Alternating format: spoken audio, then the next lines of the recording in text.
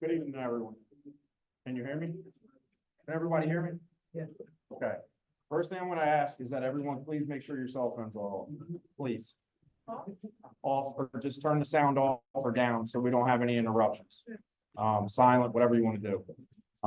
Second off, I just want to thank everyone for coming out tonight. This really means a lot to not only me because I'm a resident of Curtis Bay, but hopefully the other residents that are impacted by this in other communities.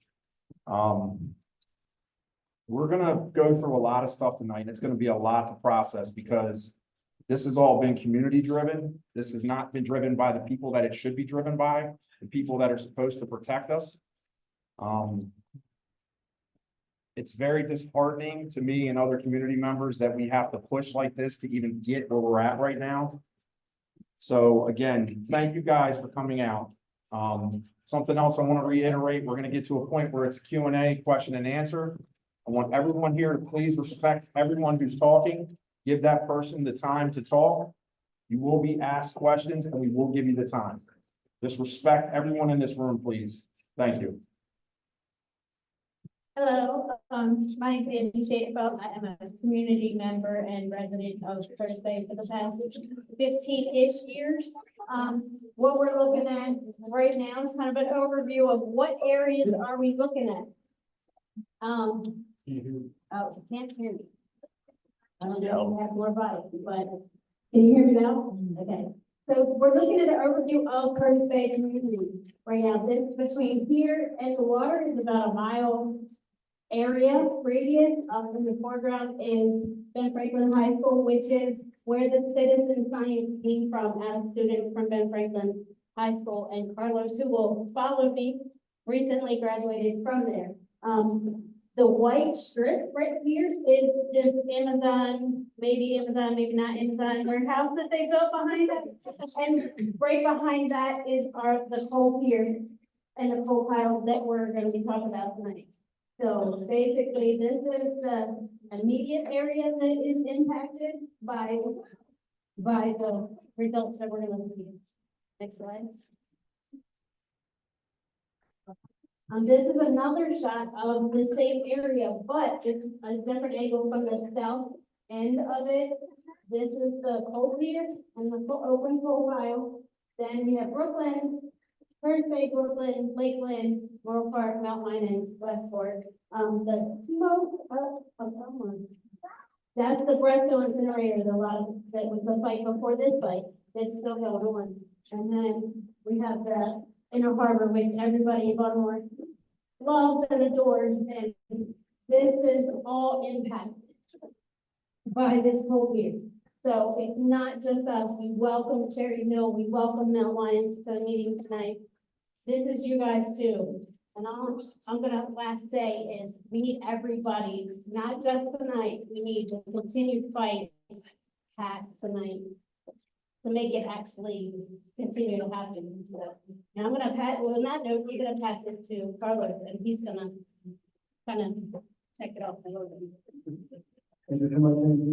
Tonight, we saw the clear image, so now we're gonna do so now we see the playground like you said.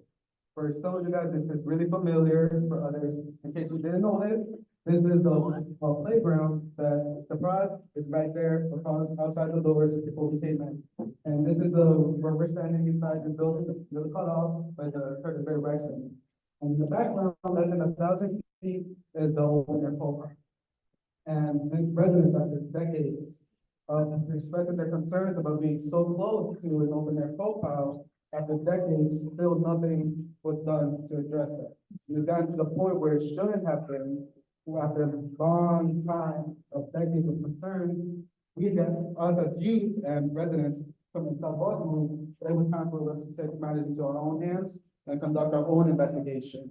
And collaboration with the Camille Curtis Bay Association, the South Baltimore County Land Trust, the SB7 Coalition, the John Hopkins School of Public Health, MDE, and the University of Maryland, we all came together to form a team to conduct our own investigation. But why had we get to that point? Why did we have to conduct our own investigation? What was the emergency behind it, so if we go to the next one. So this is why, right? This is what residents on a daily basis have to deal with. This is what they see on the side of the wall, on their doors, and on the area, on the AC vents. And this is something that they have to deal with. And this is why they have so many concerns, so many questions that again, for so long has gone without being answered.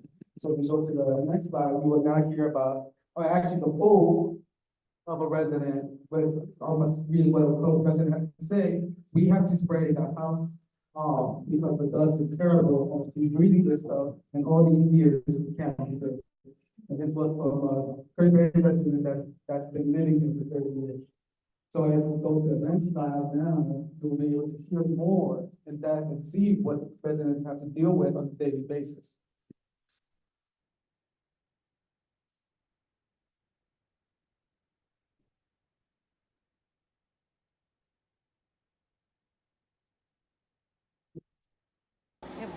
I've lived in Curtis Bay my whole life, and this is what we're dealing with now because of the cold thing.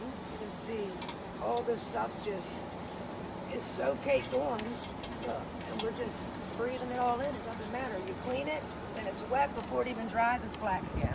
Like, you know, I mean, we're breathing all this stuff in, and it's like, I know a lot of people that they're all dying from cancer. They've all been born and raised right here in Brooklyn and Curtis Bay. It doesn't matter how much you clean it. It's dusty before you even. It dries everywhere, like there. I mean, look, it just falls off. Look at that. Like, really? One little white, that ain't no pushing, that's no nothing. Look. Steady hand. You know what I mean? It's terrible. It really is. Look. Basically, we're having From the coal mines over there. This is whatever, what it's been saying. there for years. Like, basically she kids run around and they have sweat coming down their face, and it's just big giant beads of white. I mean, of black sees it on a dust daily just basis. everywhere. In You know your what I mean? face So if it's every sweating day. it, we're breathing Literally it in like it's not children any in this good. community, how they go out and play in this It's community. disgusting. No matter how, Sweat like on the running down outside their or the face. inside, it just. Showing you daily what she has to deal with. I mean, you see what just came off I'm there. sorry, it just was a big She old. can breathe right now. I mean, and that's Face just after so. she's biting on top of It's the hill. terrible. It's terrible, she's saying, because it is terrible. This is something that we deal with every day. At points in my life living in Curtis Bay, I've literally spit up chunks of coal out of my throat. I've spit up blood. I've had to come up with holistic approaches to curb that. But all I hear from people like MDE is, we should buy things for our house that'll cut down on that. Well, unfortunately, we don't live in a nice, rich community, so we don't have those resources. I do, I have those means, but there's a lot of people in this community that don't. And what Ms. Lloyd is also saying is that we're just told to move. We don't want to move. This is our home. We've lived here for generations. I bought my grandfather's house. I'm second generation in this community. He's had a generation before me. You know, we don't want to move. CSX needs to move. I'm tired of hearing that CSX has been here first. But guess what? CSX might have been here first, but we created this. We created everything in this city. We're the ones that work our asses off every day. They just collect the profits. And I'm tired of it being profits over people's health and safety. So I'm asking MDE to shut this down because this is one of the this is one of the biggest giants in our community, one of the biggest polluters. And if you shut them down, everyone else will fall in line. One of the worst things that's happened recently in this community is to find out that an incinerator, a medical waste incinerator, was burning medical waste improperly. The fact that they got a $1,750,000 fine and they said that that's the biggest fine in history of Maryland shows you where everyone in Maryland who's supposed to be protecting us is not. That kind of fine is nothing for them. Fines need to be higher. Why would a company dump something legally when they know they're going to get a little pat on their back for a little fine? Again, I'm asking MDE, do your jobs. Yes. Shut this down. Yes.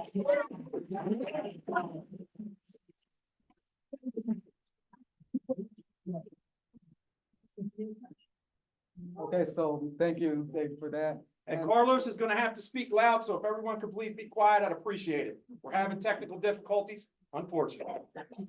Thank you so much. Everybody can hear me okay, right? Yeah. All right, awesome.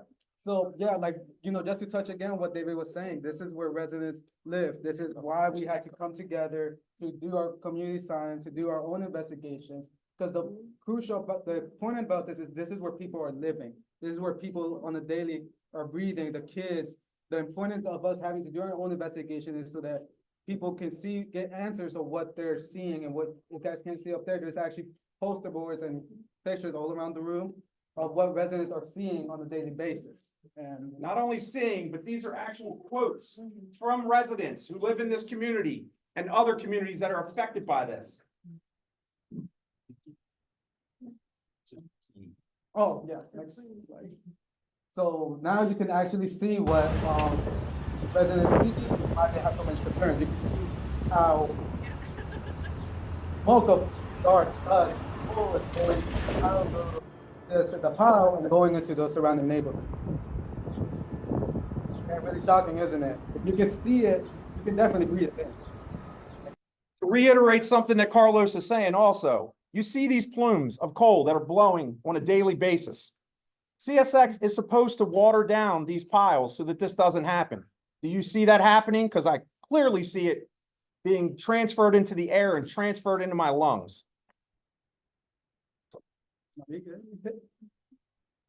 So I think that we'll go to the next slide. So this is two objectives for tonight for the meeting. The first one is to share new evidence from a year-long community-led investigation. Listen to that, community-led, not Maryland-led. The people who are voted to protect us, not them, the community. That has gone unanswered for far too long. This part is going to take 40 minutes. Sorry for the long time. It's a lot, it's gonna be It's a lot of It's a lot that we information, have to so- go, we got to cover. Number two, we want you to share your views with the Maryland Department of the Environment on how this new evidence should impact their decision around the operating permit for the CSX coal terminal. That Q&A is going to be 40 minutes. And now we're going to turn it over to Dr. Heaney. Dr. Heaney.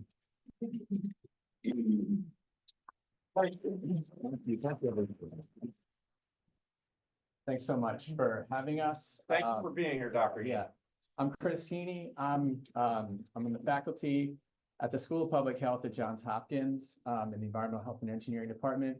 I really appreciate you all having us here tonight online. Also, I welcome all of the Charmed Center's environmental justice partners on our partnership board. It's our community stakeholder board who are here to help listen, help bring their support and show some solidarity with Curtis Bay.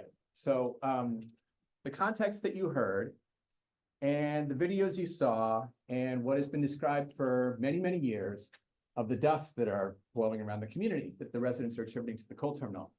This is air pollution, right? We know a lot about air pollution. Air pollution has a lot of adverse impacts on health in many ways. The way to think about air pollution is different. One particular kind is dusts. The fancy word is particulates or particulate matter, or PM. Okay, it's going to be something you'll see a fair amount in the presentation. PM comes in different sizes. There's really, really teeny tiny size particles and dust, which are like these little pink beads and the blue beads here. That's called really fine particles, fine particulates. And then you get bigger particles up to about the size of this human hair. And then even here, even larger, what we call coarser particles like a grain of sand.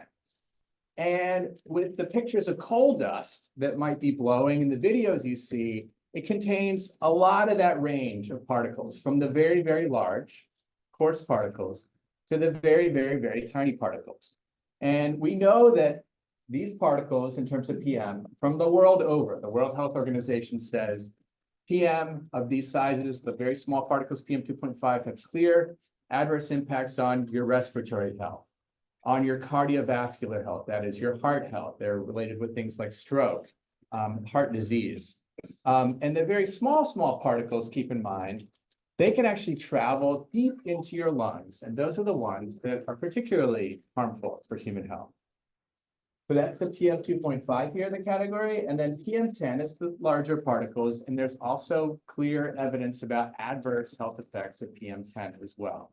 The EPA maintains, this is the US Environmental Protection Agency, says there is no safe level of PM 2.5. Okay, we have regulations that try to keep standards for enforceable limits, but really where the evidence is going is that any level of this PM 2.5 air pollution is harmful for human health. Next slide. So to connect that to the concerns that we're hearing about here in Curtis Bay with the coal terminal, it's complicated. It's these dust plumes which contain particulates, right? This is something that we're going to look into and talk about tonight.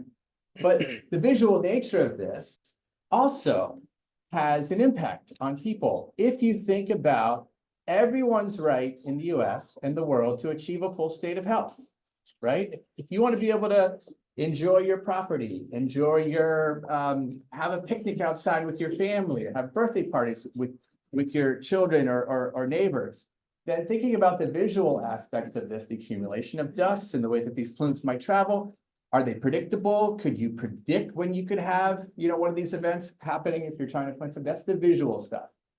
Olfactory means maybe there's a smell, a malodor associated with some of the operations there. It could not just be the visible dusts, but it could be some of the equipment and the diesel equipment. That's the foul odors. And then just really thinking about dusts and what we talked about particles, we talk about health in terms of respiratory diseases like asthma, exacerbation of asthma in particular, cardiovascular disease, and also particulate matter has been related. We already know that particulate matter is related to cancer, okay? So the last one is just this health-related quality of life. I think we heard a lot of that from Dave and the community concerns is unknown, the concerns, the stress, the fear, not knowing what the impact, what the dust is and what the impact can be. That can have a really big impact on mental health. And also some of the testimony we've heard clearly from the videos is just, it affects activities of daily living. So that's the context for health in terms of the dusts. And we're going to try to tonight focus on some of the questions about what are the exposures? What is the dust that has been reported and been documented and has been reflected in the videos and the testimony of residents for many years. Okay. Next slide. So I'm Chris Hoagland, Different than Christine. different Chris H. I'm with the Department of the Environment. I direct the Air Office in the Department of the Environment. Thanks for having us and thanks for the partnership in this project. I'm joined by others from the MDE team, from my boss's office, the Secretary's office. We have our Environmental Justice Coordinator, Brandon Brooks. We have the Secretary's Communications Director, Dave Abrams. From the AIR program, I'm joined by our Deputy Director, Angelo Bianca, our Community Liaison, Noble Smith, and members of the science team who contributed to this project. So we're grateful for the partnership here and the progress we can all make together. So I'm going to go over the research questions for this scientific project. The first research question was, is there evidence of coal dust leaving the terminal? And how far does it extend into the community? And you'll hear the answer to that shortly. Second, how quickly does coal dust accumulate in the community? Third, what's the frequency, intensity, and duration of the events wherein coal dust finds its way into the community? And is that associated with the wind? Is that associated with facility operations or both? And then looking beyond the coal pier at everything else happening in the community, from a cumulative and source-specific perspective, what are the air pollution burdens in the community and what implications does that have for environmental justice and health? And one question you may have is, why are we asking these questions when you may think we already know the answers, right? Do we already know the answer? Is there evidence of coal dust leaving the facility? The answer is clear. We've known this for some time. The reason we're asking these in this scientific context is that we have an opportunity here from three things. We have new technology for new, low-cost, powerful air pollution sensors that we can deploy at scale in the community to get really good, thorough evidence about what the pollution burden is and where that pollution is coming from, which wasn't possible until very recently with this new technology. So we have an opportunity there to get some powerful new science. We have an opportunity from this partnership that we formed after something terrible happened when the coal pier had the explosion nearly 2 years ago, which was awful and never should have happened, but it did. And out of that, we've developed this partnership, and that's opening new avenues to make progress. So we have that opportunity there from the partnership that produced this report. And third, one of the avenues for action among many to address environmental injustice in the community is that MDE has an upcoming government process, a permit process. And this is powerful evidence to inform that process to take an additional step. So the reason we're asking these questions, the answers to which may seem obvious, is that we have an opportunity here to gather more evidence and more science so that we can take bigger steps forward. Next slide, please. Thanks, Maddie. So what are the streams of evidence we drew upon in this project and in this report? There were 4 primary streams. The first is the residents' experiences, the testimonials, the photos that we've seen, the videos that we just watched. That is the first stream of evidence that we've compiled through this project, is the resident experiences and photos. And that is not new, right? That has been a long-standing concern, and we've heard about it for a long time. The second is collection and analysis of dust samples throughout the community, taken off of surfaces in the community where the dust has settled, and taken out of the air where we allowed the dust to settle onto it. And thanks to the youth science team and all the citizen scientists who did that field work. The third source is what I mentioned earlier with these new technology for low-cost air pollution sensors. The map here, which you'll see again later, shows where all of these sensors were deployed throughout the community that measured numerous pollutants, about 10 different types of pollution, continuously measured at these spots throughout the community that provided a very rich data set to draw conclusions about pollution burden and pollution sources.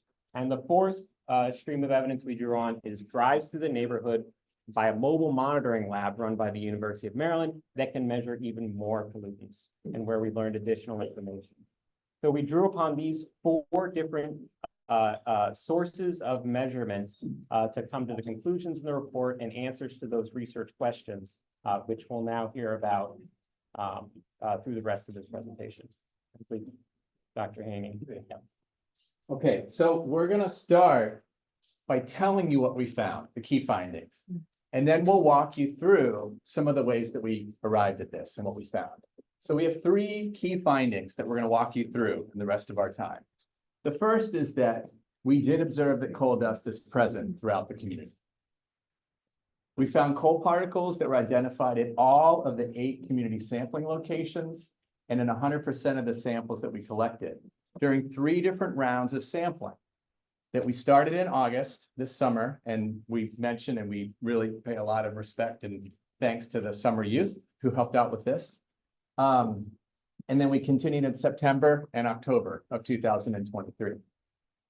Where did we sample? We sampled at residences. We also sampled near businesses, a church, a park, and a school. So we detected the presence of coal dust at all of these locations in the community. These locations ranged from very close to the coal terminal, the edge or the fence line, to around 3/4 of a mile away from the facility. We found more visible dark dust the closer that we were to the terminal compared to farther away. And smaller coal dust particles, remember I talked about that slide with the health effects, the very small particles and the bigger particles. We actually found evidence of those small coal dust particles that are a particular health concern because they can be inhaled deep into the lung, along with larger particles as well. But we found them throughout the community, okay? Everywhere we looked, about a 3/4 of a mile from the coal terminal. So that's the first, and we're going to talk, and I'm going to hand it off to Matthew Alborg, who's going to talk about what Chris Hoagland mentioned about the ways that we measure dust, settled dust, either sticky tape and picking up dust or letting dust fall out of the air on it. Then the second part is through the low-cost sensors that we use. We found that coal dust and its signature by the air pollutants is making its way into the community on a day-to-day basis. And it's correlated with both activities that we can observe at the coal terminal and also with the wind direction. That is the way that the wind's blowing. We detected this signature of coal dust leaving the terminal's fence line on average nearly once every hour and a half. Okay, just thinking about We're measuring everything, all these pollutants every minute. So on average, nearly once every hour and a half, we would have one of these minutes where we could detect this coal dust signature. And then when we try to think about the intensity, and we'll walk through what we mean by that, these high intensity coal dust signature events were longer in duration the closer we were to the coal terminal compared to farther away, okay?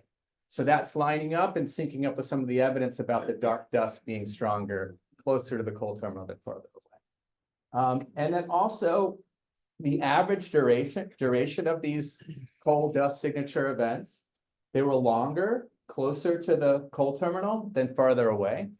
And when you ask the question what the duration is in terms of consecutive minutes, not just a single blip of a minute, on average, these were greater than 6 minutes in duration when they happen in consecutive minutes, okay? And the longest consecutive minute event that we observed closest to the coal terminal was 137 consecutive minutes. Okay, and then the final thing we'll talk about is just the overall air pollution burden. And we'll hand off to our MDE colleagues to share and break that down. But what we found was that the Curtis Bay community is overburdened by air pollution, with the community sensor network measuring average particulate pollution levels that are higher than at nearby Maryland Department of the Environment regulatory monitoring stations. And this pollution burden comes from many different pollution sources in the area, including the coal terminal and also significant diesel truck contributions. So that's what we found. That's to get you oriented, because you are going to see a lot of the science that we did, because we wanted to bring a high level of rigorous science forward for the community and share it with you, but give you the key findings first. And I'll hand it off to my colleague, my faculty colleague in our department, Matthew Alberg.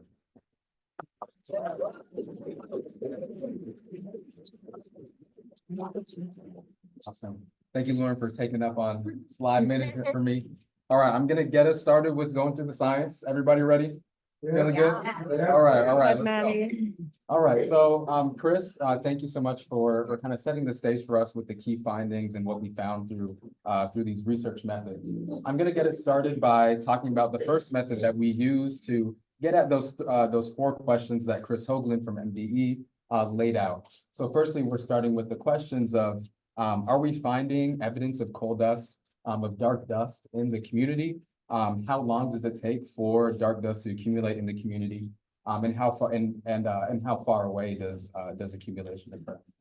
So this first method, thank you to the summer youth scholars who were a big part of making this happen. But this first method we call white tape strip collectors. This is a community science method. It's accessible to anybody who would like to carry this out themselves. We use adhesive double-sided poster tape that you can get from Michael's, your local arts and crafts store, Lowe's, your local hardware store, and then apply and adhere this white tape to a wooden shim. What this allowed us to do is to visibly see dark dust accumulate over varying time periods and varying distances away from the coal terminal. And so you can see we have 5 of these white tape collectors deployed at each of the 4 locations on the map throughout the community. The closest location was near the fence line of the coal terminal, and the furthest location was about 3/4 of a mile away from the coal terminal in the community. And so again, 5 of these were placed, 5 of these were placed at each sampling location. And then a strip was removed at different intervals over a 28-day or full month period. Next slide, please. So the first thing we did after this 28-day period is take an image of all of the samples, and hopefully you're able to make this out well on the screen and on Zoom. But we put the images of these white tape settled dust collectors onto a grid. As we go from left to right on the grid, we're getting further away from the coal terminal. As we go from top to bottom on the grid, this corresponds with an increase in the number of days that the tape strips were left to accumulate settled dust in the community. And this trend that we're seeing very, very visually is that as you're closer to the coal terminal, there's more dark dust that's accumulating on the surfaces. Again, this is, and as Chris kind of alluded to in the key findings, this is in line with what we would expect. With being near the coal terminal, more dark dust accumulating. But also it's important to note that there was dark dust accumulation on samples and on tape strips that were in the community, that were in residential areas near the school, about quarters of a mile away. So again, just to summarize, we're finding this more dark dust near the coal terminal facility, and a decreasing amount as we move further away into the community, but still finding that dark dust, the presence of dark dust visibly in these community spaces. Next slide, please. Then we took this a step further and we assigned a darkness score using a software called ImageJ. We assigned a darkness score to each of those tape strips that you saw. And what this allows us to do is put a number to what we're seeing, and to actually do some statistical numerical comparison of how the darkness of these samples are changing as we move further away from the coal terminal, and again as the number of days increase. And so again, we saw this trend, a statistically significant trend, in a decreasing average darkness score as the distance from the coal terminal increases. So this is just reinforcing what we saw visibly, using some statistical methods. Next slide, please. And then the last way that we used these tape strips was to actually look at the settled dust that had accumulated on them. And I've been referring to the dust that's accumulating as dark dust. That's because we're just from looking at it, we can't definitively say whether or not it is coal dust or what the kind of material is. But the first step towards this that we took was using light microscope. A light microscope is kind of the microscope you might find in your school laboratory. We use this microscope to take a close look at the material that accumulated on these white tape strips, and we compared it to coal material that is from the coal terminal. And so then we're able to start saying whether or not the material, the dark dust that's accumulating on these samples in the community is similar to actually what's from the coal terminal. And so it's important, so we can note the similar dark black coloration, and also the similar angular shape of the material as well. Next slide, please. So we then took this a step further, trying to take a closer look at the material and actually do a much closer job of identifying what the settled dust material is.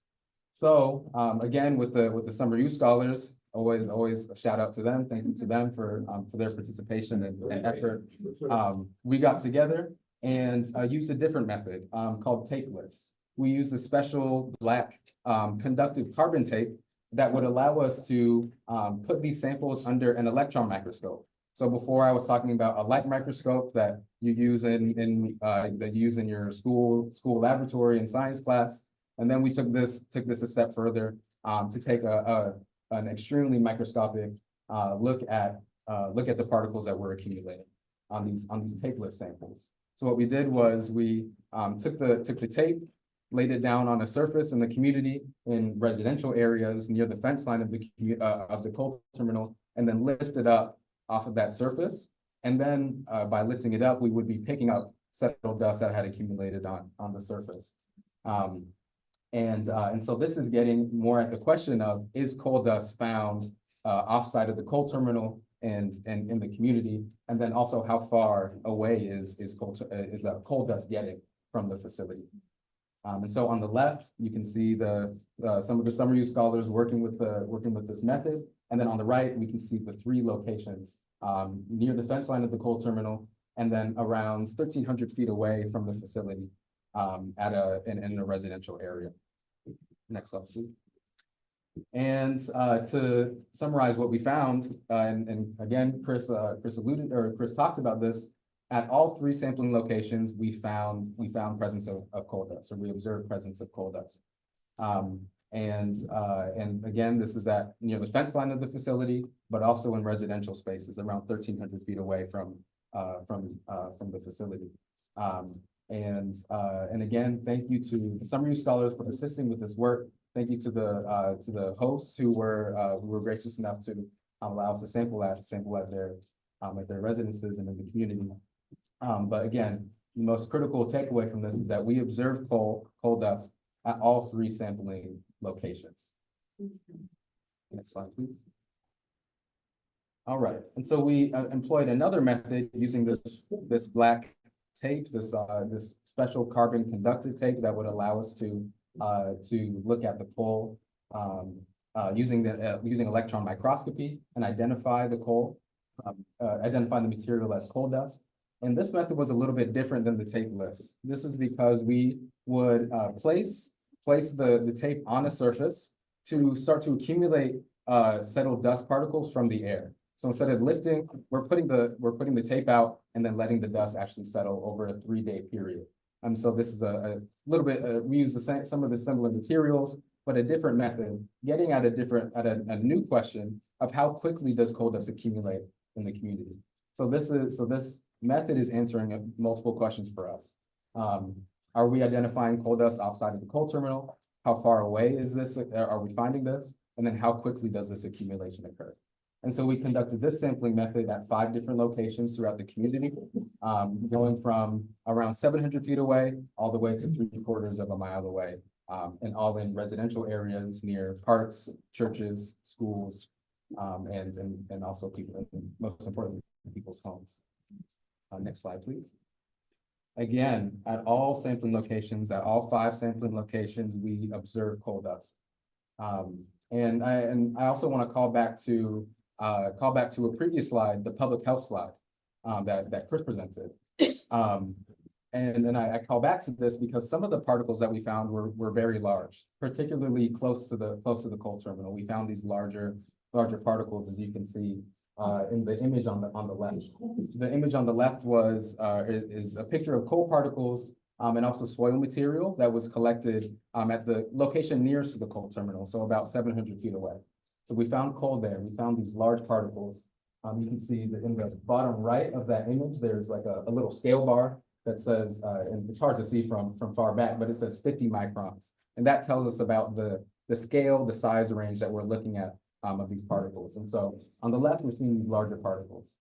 In the image on the right, this is another coal particle that we identified at our second location, which is about 1,300 feet away from the coal terminal. And this particle is, and think back to that public health slide, this particle is a PM10 size particle. I point that out because that helps us bring in the health impacts of this finding, and of contributions of coal dust to air quality and air pollution in the community. Next slide, please. And going even further, again, look at the scale bar at the bottom right of this image. This is 1 micron. 1 micron. Think back to the public health slide again. PM 2.5. The 2.5 is the diameter or the size of the coal particle. So 2.5 microns is the diameter. The scale at which we're looking here is one micron, so even smaller than that PM 2.5 size. And all of the particles that are pointed out with a blue arrow, those are coal particles that we observed in the community at that second location. We also observed these really fine, small coal particles at all the other sampling locations throughout the community as well. So close and further from the facility.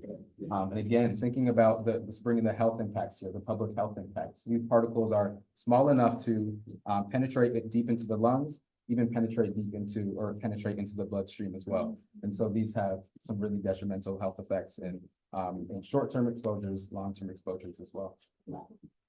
Next slide, please. So again, to sum this up, we observed coal dust at all 5 of our sampling locations with this method that allowed settled dust to accumulate onto the samples that we analyzed. Sampling locations range from 700 feet away in this sampling method, all the way to 3/4 of a mile away in the community. On this map, we can see an example of some of the coal particles that we identified at each of the locations.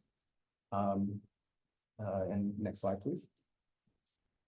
And also, just to kind of sum up everything I talked about, what we found through this white tape settled dust collection method, also this tape lift and settled dust accumulation and electron microscopy method is really in support of what Curtis Bay residents, South Baltimore residents have been have been observing and complaining and concerned about for decades. And that's that there's this dark dust that's found at all of the community sampling locations that we sampled at, but also we identified that there's coal dust at all of these locations as well. Again, coal dust was found at all 8 of the sampling locations, just after 3 days of exposure with that last method that I talked about. And also in here, it says that just after 40 seconds, there was accumulation as well. There were some samples that we exposed briefly to air at each of the locations. And on those samples, we found the presence of coal dust. And that was all the way from near the terminal, about 700 feet away, and then all the way out at, or about 3/4 of a mile away as well. So that gets at this idea of the kind of continuous presence of coal dust in the air as well. Again, sampling locations range from the fence line all the way to 3/4 of a mile away, at residences, near businesses, churches, schools, places where people live, work, and play. And then lastly, coal particles of various sizes were observed at all of the sampling locations. So large particles, and then also very small particles that we consider to be really detrimental, and we know to be really detrimental to health. And I just want to end on a quote from a community member. I live and breathe the air in Paris Bay. Coal covers everything you own. It destroys the earth and your health and your home. And I just want to end on that, have people keep thinking on that as we continue into the rest of our scientific findings. I'll hand it off back to Chris. Thank you. We have a round of applause for that.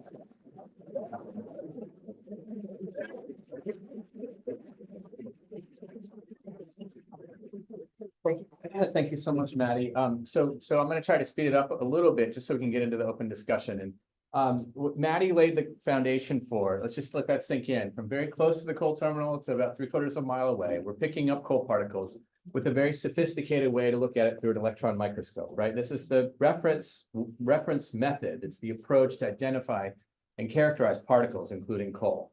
And so that doesn't, it's a great method. The white tape strips are really good, and it has a lot of attributes where you can be nimble and go out and do it. But to do it repeatedly over time to get at the frequency is really tough, okay? So the low-cost sensors are a lot better at answering the frequency, intensity, and duration questions. And so it's we can use some mathematical approaches that are quite sophisticated, and actually we were getting up to speed and learning about them from our air pollution colleagues. But we're going to talk about one that's NMF, or non-negative matrix factorization, and we're basically going to use this to be able to answer these questions. Next slide. So all these air pollutants we measured, 8 air pollutants we measured, get translated into this mathematical approach to be able to say which ones come together, which ones cluster together in kind of a signature. And this signature can be used to answer questions like, click, what's the frequency, intensity, and duration of a putative coal dust event? And we can see, is there a signature of coal dust? Something that when we see these pollutants coming together, the large particles, like Maddie's microscopy showed, that they're black. There's a measurement that we can do of black carbon. So large particles of black carbon together, do those come together? And that can be a signature we can call likely or suggestive of coal dust. Next. And how do these vary with increasing distance from the coal terminal? And are they related to wind and other activities at the coal terminal? Next slide. So what I'm going to walk you through is first the composition. So mathematically, we can figure out, click, that can we find at location 1, which is closest to the coal terminal, 2, we're getting farther away, we still see a coal dust factor, and then 5, when we're getting farther away, we still see one, and then all the way out about 3/4 of a mile, we might start to, with this mathematical approach, not have the same sensitivity that the microscopy method has. We still see a large dust factor here, but we're not calling it a putative coal dust factor, okay? That doesn't mean there can be coal dust in there, as Maddie's work complements this work. But with these low-cost sensors, we see a pretty clear signal of a coal dust signature close to the terminal, and it kind of gets a little bit weaker as we get farther away. So just keep that in mind. Next slide. So that's what I just said. Keep going. So we're going to look at the frequency, okay, and the intensity. I'm going to break this down. So the black line is every minute those air sensors are out there logging the air quality for those 8 air pollutants. So it's really hard to imagine being able to replicate that with a community science team, be every minute out there with the tape strip, right? So it's just impractical. So this line, that black line is dancing up and down, and there's an average level of this coal dust signature factor over the whole period from about end of October on Halloween of 2022 until May of 2023 when we're doing it. The bottom red line is that average, okay, over this whole time, the line's dancing up and down. And then we can kind of say that's a low threshold, and we can set a high intensity threshold where we say the mean plus 3 standard deviations and count the number of times that that black line every minute dances above or below that line. So that gets us at 2 things, frequency and intensity. Click one more time. So we can also pay attention to the intensity and hone in on which days was it really spiking. And so I'm just going to give you an example around November 23rd. That's kind of around the Thanksgiving holiday period, around the holiday period a year ago, right? The holiday period when you're trying to have family and celebrate, maybe New Year's. We had an event around there. And then February 23rd, this peak is something we see. There was the industrial fire, the Ben Hill industrial warehouse fire. So it also spiked during that time period and coincided with some likely coal dust. But really what we're going to get at here with this line, we're going to answer next. How often, click one more time, we saw that this black line every minute danced above that line 1,354 times between these time periods, okay? So that's how many times it went up above that high intensity threshold. And that's where it translates into about nearly one of these 1-minute events every hour and a half, okay? Now, if we take another way of thinking about intensity and say, well, how long are they? 1-minute event, transient, happening here, coming and going, that's one thing. So if we start to require and say, count up the number of consecutive minutes, that's a minimum of 2 minutes, and then any more minutes. What is that average? And that's where it's about 6.3 minutes consecutively that these events are above this line. They look like little tiny blips, but it's about 6.3 minutes. And the longest event we picked up at the location closest to the coal terminal here, location 1, is 137 minutes. It was above that highest intensity threshold, okay? So what looked like these little events, you could really put that into some context. Next slide.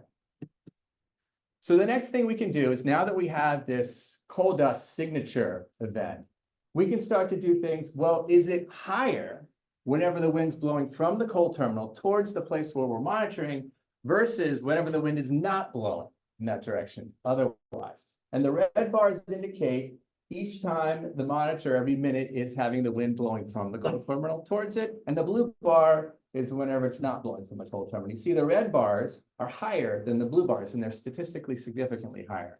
So that's another thing that we can talk about. Well, wind is a nice way to get at this question of the source, right? The possible source. Next slide. And then we can also, through an approach where, I don't know, anybody a hunter? Anybody ever hunted? Anybody ever hunted deer? We're in a city, I know. But anyway, okay. So there's trail cameras, right? You might want to learn the patterns of activities of the animals that you're interested in hunting, and there's trail cameras for deer hunting. So we were able to set up a trail camera, which kind of like impractically, you can't go out and have eyes everywhere. A lot of communities do this. They'll watch, name the industry, right? And they'll take shifts. But the trail camera is ideal if you can set it up and program it to take a picture every minute. Our air monitors are logging air pollution every minute. And then we can sync up those images day and night vision with the cameras. And then we can track and have a graduate student who spends hours and hours and hours watching time-lapse videos and saying, put a 1 whenever you see a train moving into the terminal, coming or going, any train activity, and a 0 if it's a minute when there's no train activity at all.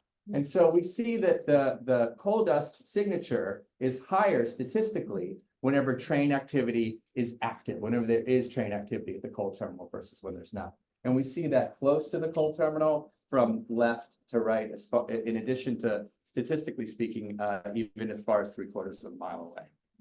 Next slide. Okay, so that's the key findings. Those air sensors are really good at helping us say the frequency, the intensity, and the duration. But keep in mind that it's not as sensitive or specific of an approach as what my colleague Matthew Alberg presented with the tape strip method and that really high-powered microscopy. So, thank you. Hand it off.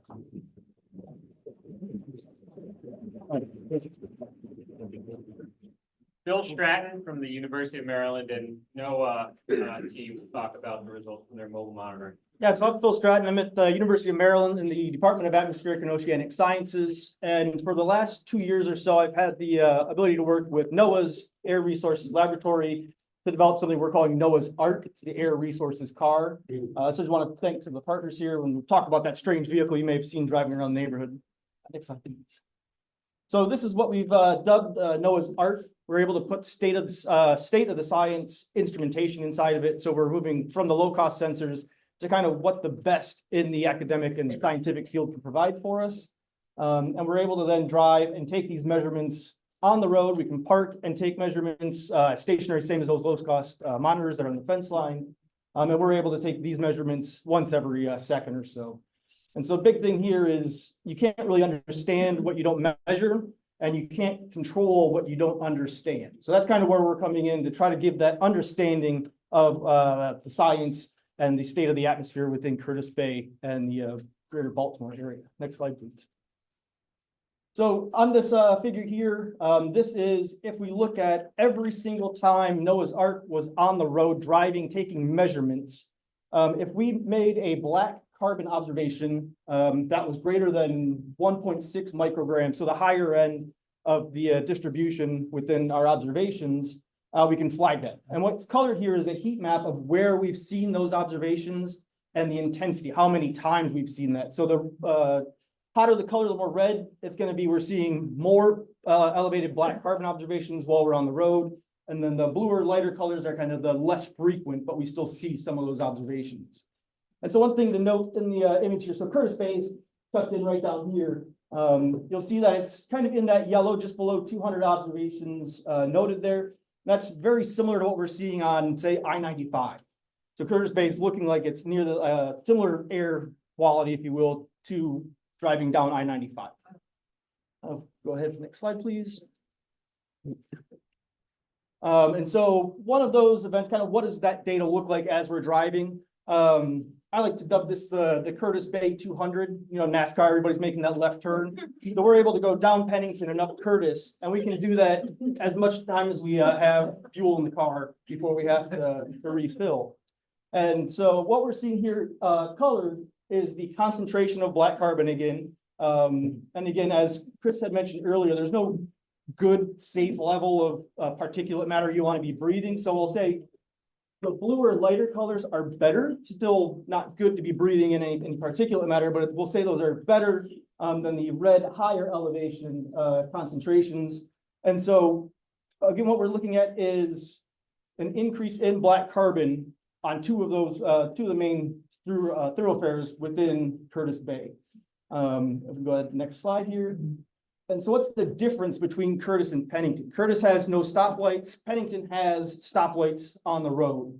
And being a large diesel thoroughfare, what we get is something, or what the trucks suffer from is something called turbo lag. So when they're accelerating, they're putting in more fuel than they can use to create locomotion. And you see that big black soot coming out of the exhaust. And so there's much more of the black carbon on Pennington where we're getting that stop and go traffic. Next slide, please. And so the average kind of black carbon concentration we saw while we were driving was about 1.05 micrograms per cubic meter. And you can see the average for Pennington on the single day was a little bit more than that at 2.1 micrograms. And the highest, the 95th, towards the top of the distribution was 10 micrograms, almost 11 micrograms per cubic meter, a very large number. And so there's a few things that we've observed. We saw black carbon within the community, increased black carbon where we have stop and go traffic for large diesel. And then a couple things that we can do to try to alleviate that is move your vehicles to electric vehicles, kind of sync up those stoplights so you have less stop and go traffic running down Pennington, or just move that diesel traffic elsewhere. It might be a little bit harder. Amen to that. So I think that's all I had. Yeah, so then I'll pass it back over. Okay, so we have one, I think this is our final batch of results. So turning back to the stationary air sensors, some community-wide conclusions that we drew. Next slide, please, Matt. So we're looking at PM10 here. Remember, this is the coarser particulate. It's a very useful indicator of local pollution sources because these larger particles don't travel very far, right? They're heavy. If they get up in the air, they fall out relatively quickly. So if you're measuring high levels of coarse particulate, it's coming from something nearby. So it's a useful indicator of local pollution sources. This graph here shows from all of the different spots throughout the community. You see it varies quite a bit. This dashed red line at the top is the federal government's standard for this pollutant. You can see that these measurements are generally below that standard, but as we've heard over and over again, there is no safe level of particle pollution, so that's not good enough. We see lots and lots of variation, especially at one of the monitors that's close to a gravel lot at equipment rental in the southwest part of the community. So it has particularly high dust levels. But overall in the community, we see relatively high coarse particulate levels.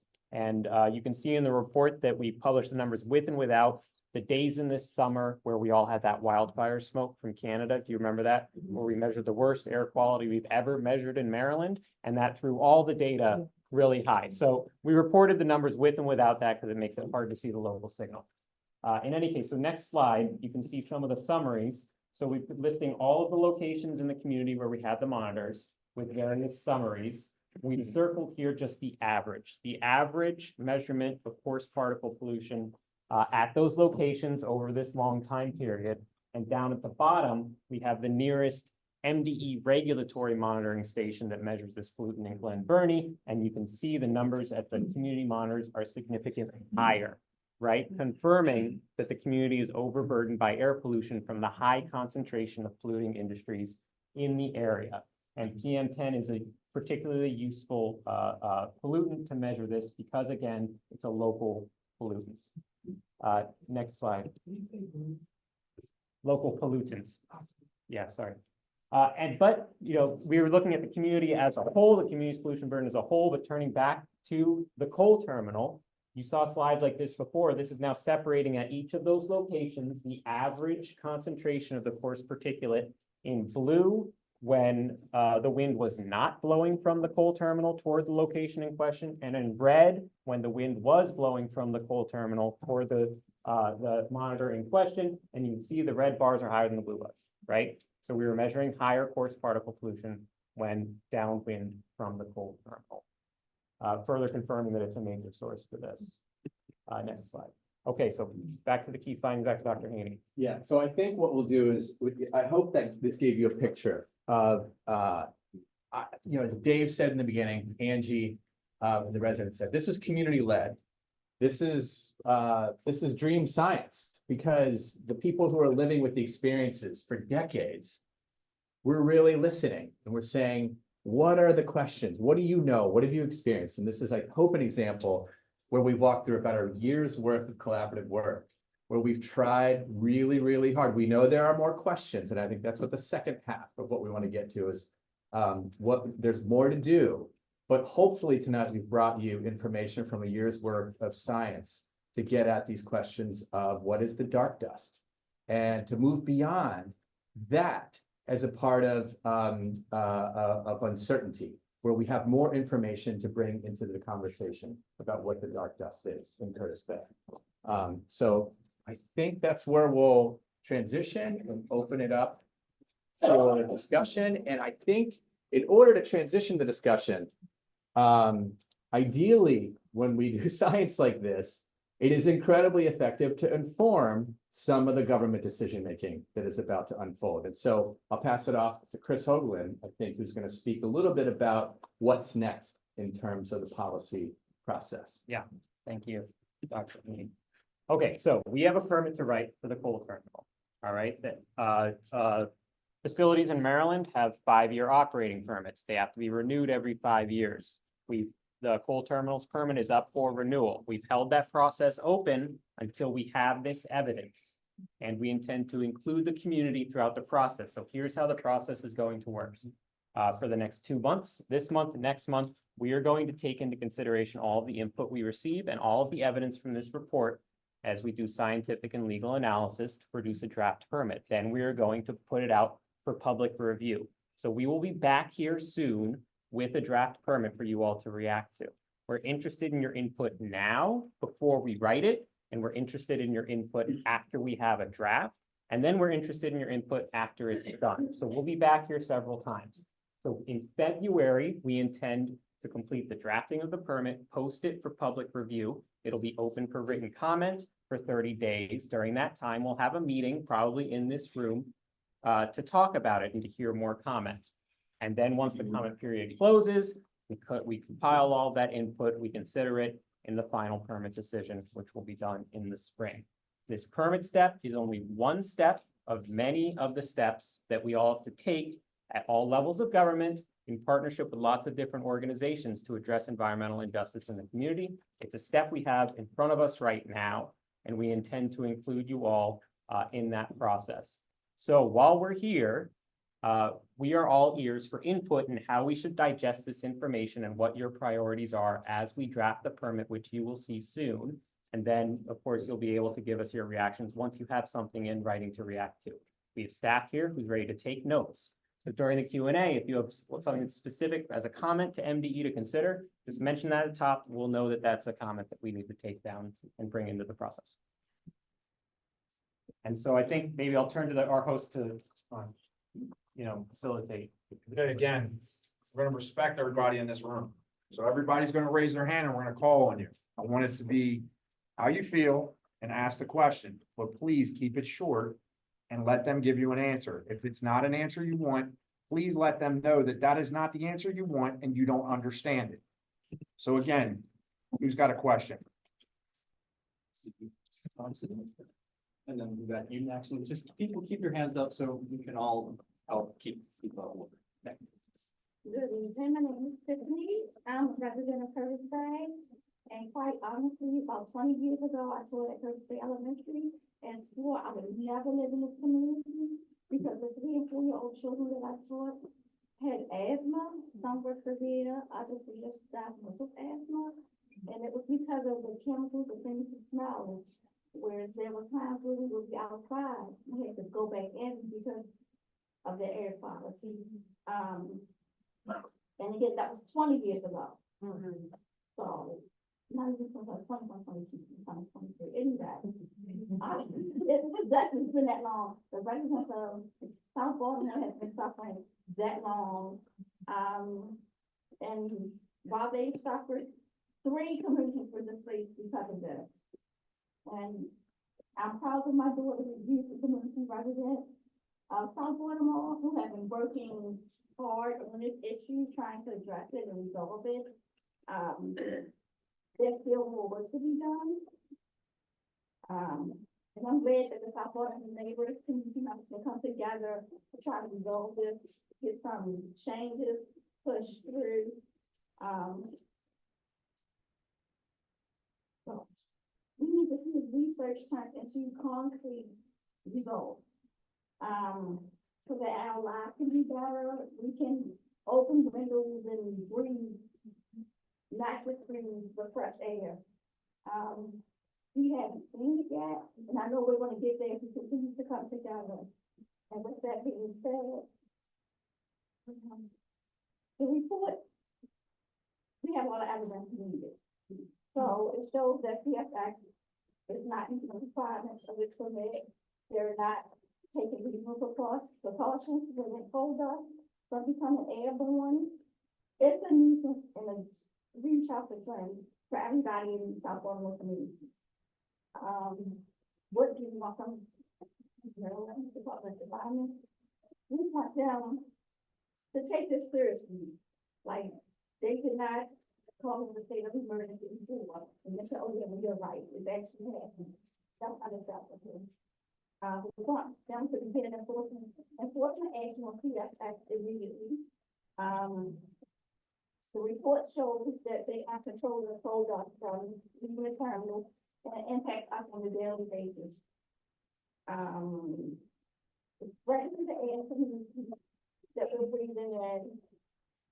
And we know there's a permit coming up, and that the permit should be revoked so that we can start the transition away from coal. Like right now.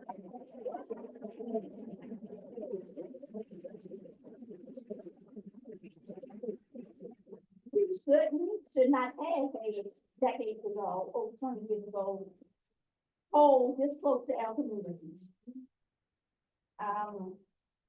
Again, decades. We had people in Georgia who were hurting, we're still hurting because of the coal, because of the laws, with the coal. The facility exploded. It's taking a lot of people out. Yeah. It could. This is not an option to allow them to operate like they're doing.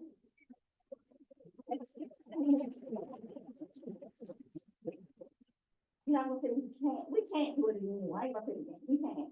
It doesn't make sense. So continue to come together as a community, the South Baltimore community. We will continue to keep pushing. And I think they should have done decades ago. Yeah. That's all. Thank you, Ms. Thompson.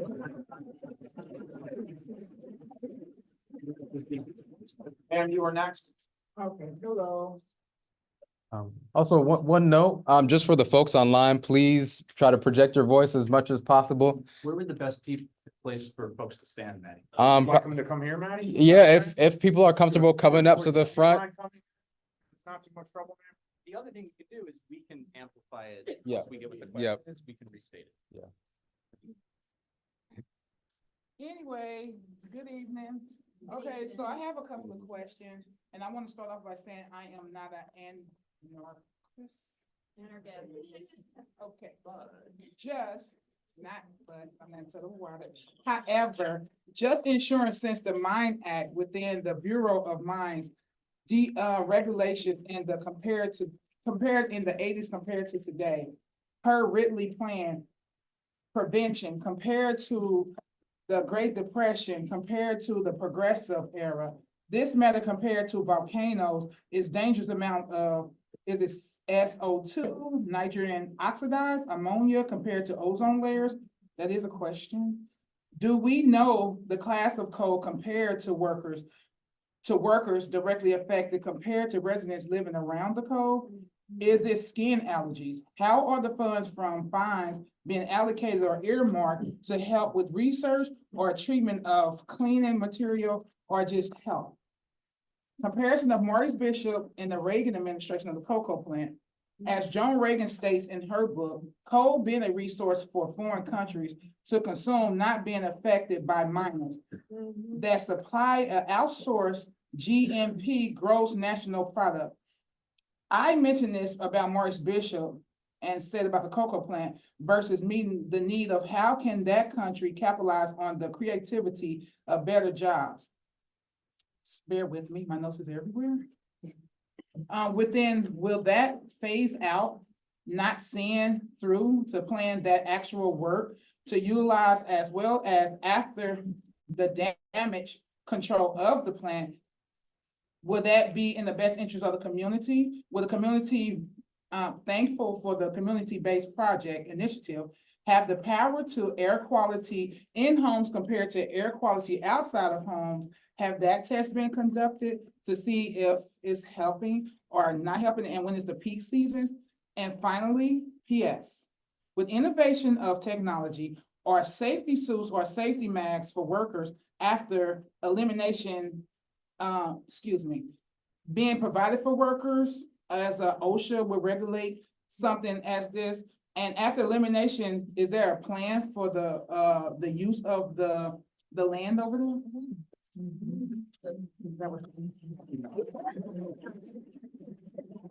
Can I ask you then, where are you from? I'm from Kansas City by way of Chicago and Arkansas, but I currently live in Brooklyn Park. Thank you, ma'am. I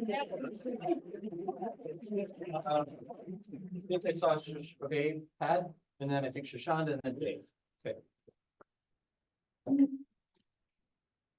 All right, don't stick a thing down. Don't stick that down.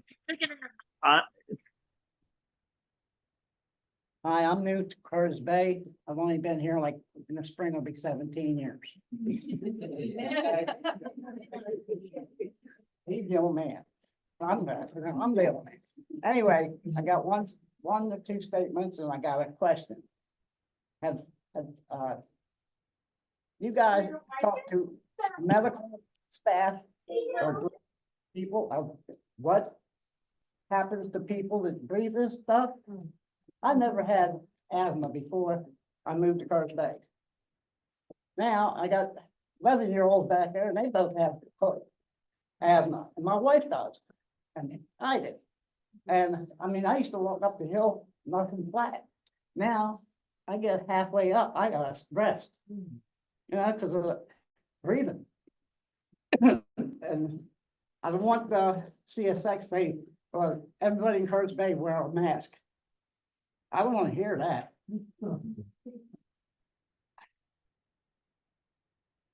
That's about it. Thanks, Patty. Are you okay with us pausing on that question there for a minute and getting an immediate response? Because there was a direct question asked about health implications. What are people supposed to do who are going home tonight in Curtis Bay or Brooklyn Park or what have you? Or any of the surrounding communities.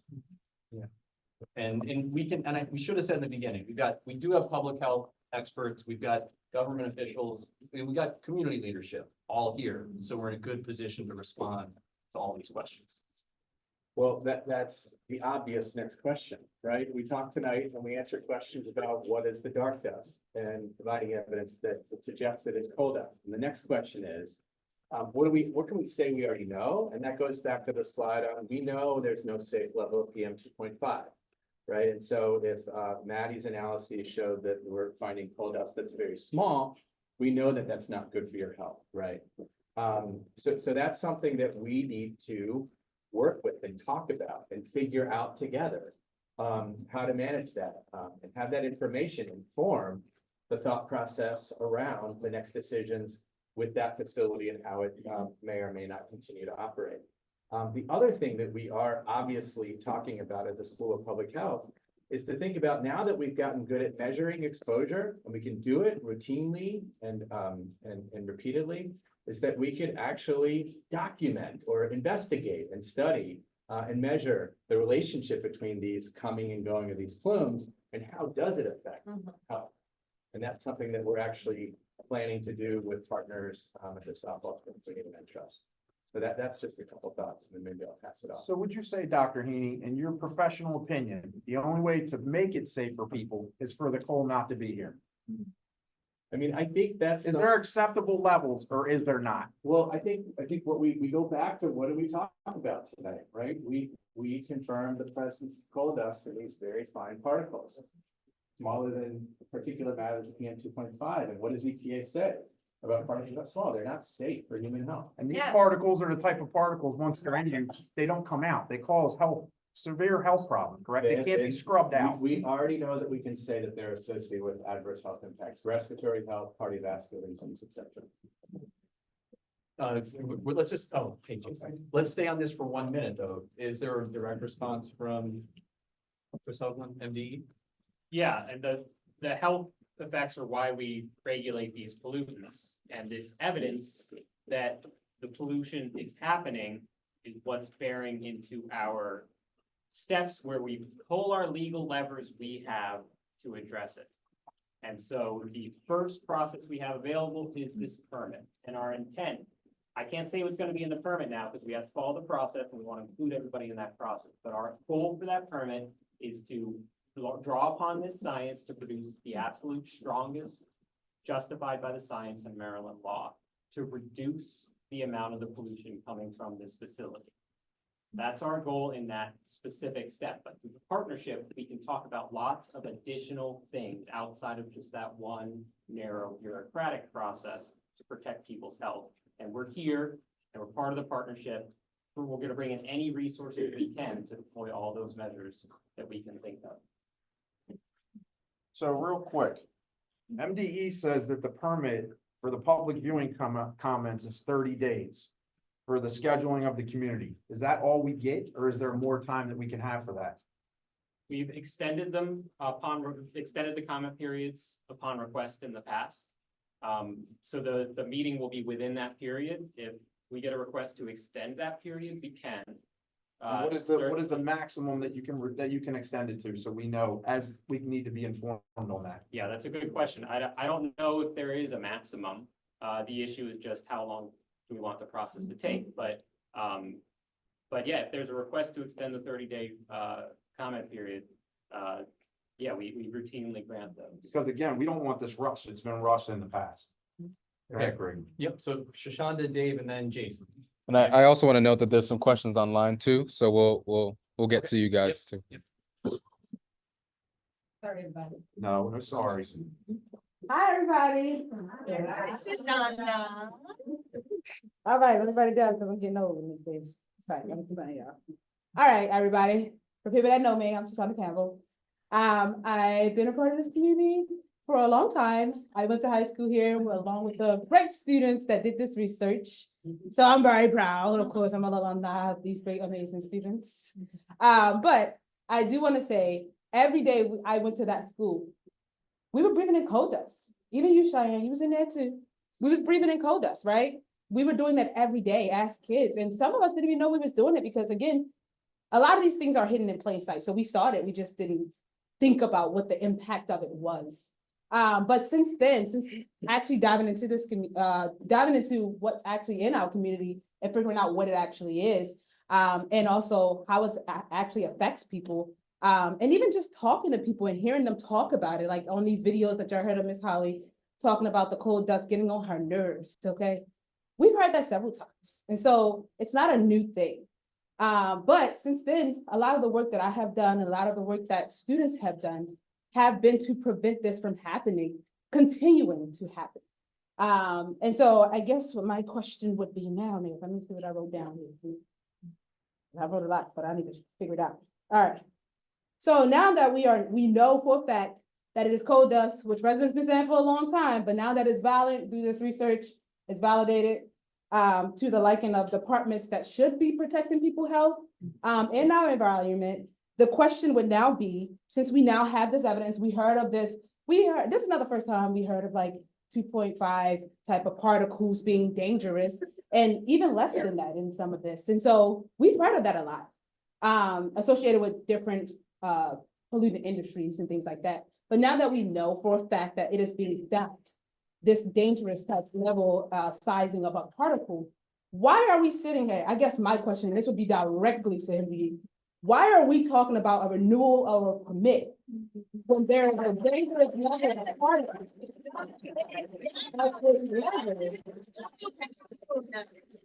Why are we talking about this permit when we should be talking about a transition plan? Because it does not make sense when these level of particles are getting out into communities. Amen. And so I would guess, I mean, we care, of course, about like making sure they're not doing no harms. I guess that's my first question. But my second question was also, we saw a lot of these events that was happening through communities. And a lot of times you think of like, these events like the explosion that happened, right? They've been fined for that. That explosion was a thing that was recognized because it was a big thing and things exploded and fire happened and news came. But it's not new for community. They've been dealing with these exposures for a long time. They've been dealing with this dust accumulating for a long time. And we see all of these events. Why are they multiple fines?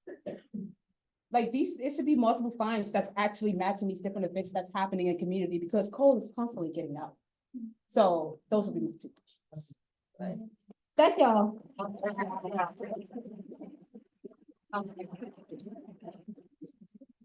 Sure. So in terms of the broader transition, I mean, MDE, we want to be a part of that. Again, we have specific legal authorities that we can point to that are a small piece of that, but we want to be a part of the bigger piece. You know, just the narrow legal authorities that we can't say, you know, you have to engage in this type of commerce in this place. What we say is, if you're doing that type of commerce in this place, these are all the steps you need to take to reduce pollution. So that's what we can do through this permit. Now, the bigger conversations about what type of economy we want to build in this neighborhood, we want to be a part of that to help. For this specific permit, again, we are going to do the strongest action that we can take under Maryland law. And that's relevant and that's helpful. It's not going to solve the entire thing. There need to be dozens of steps. And MDE, we're going to be part of the partnership for the long haul, coming in every day to say what's next. What else can we do? Beyond this permit, beyond this study, beyond the additional science that we're already planning to do, what's next and what else can we do to help? It's a bigger issue.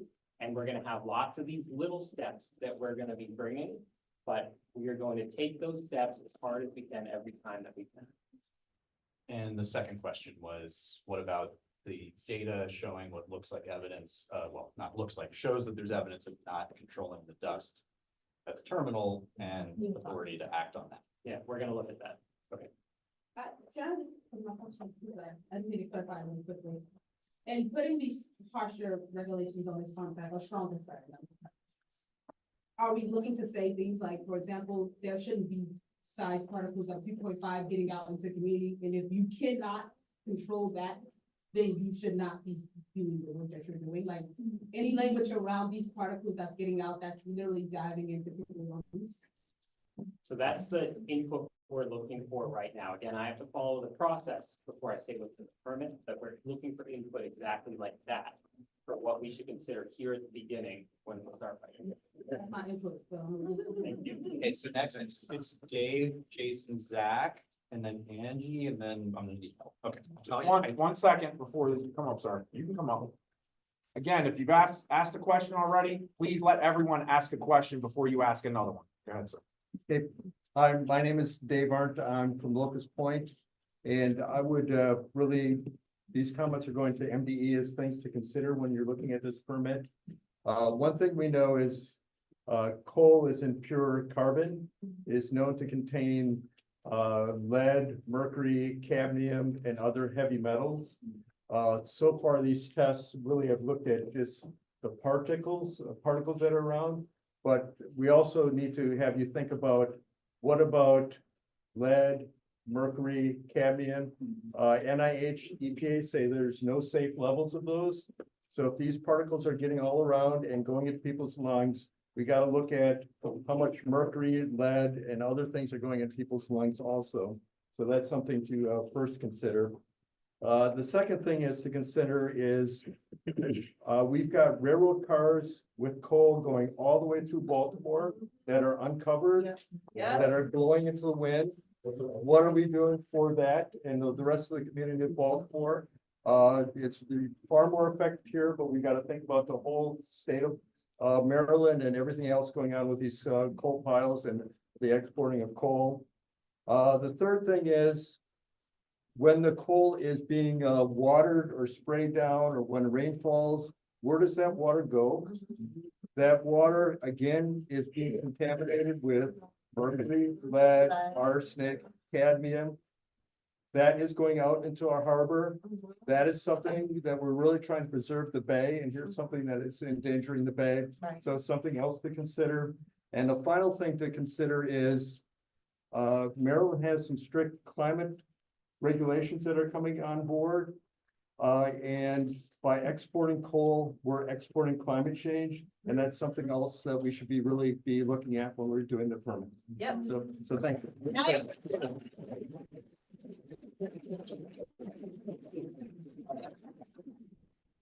Let's go, Jason and then Angela. And I do want to say, this research has been informed, and one of the co-authors on this are our allies and neighbors in Mount Winans, who we've learned so much from understanding what this system really is in terms of the coal coming uncovered through South Baltimore. Just your point, and that's one of the areas that's going to expand.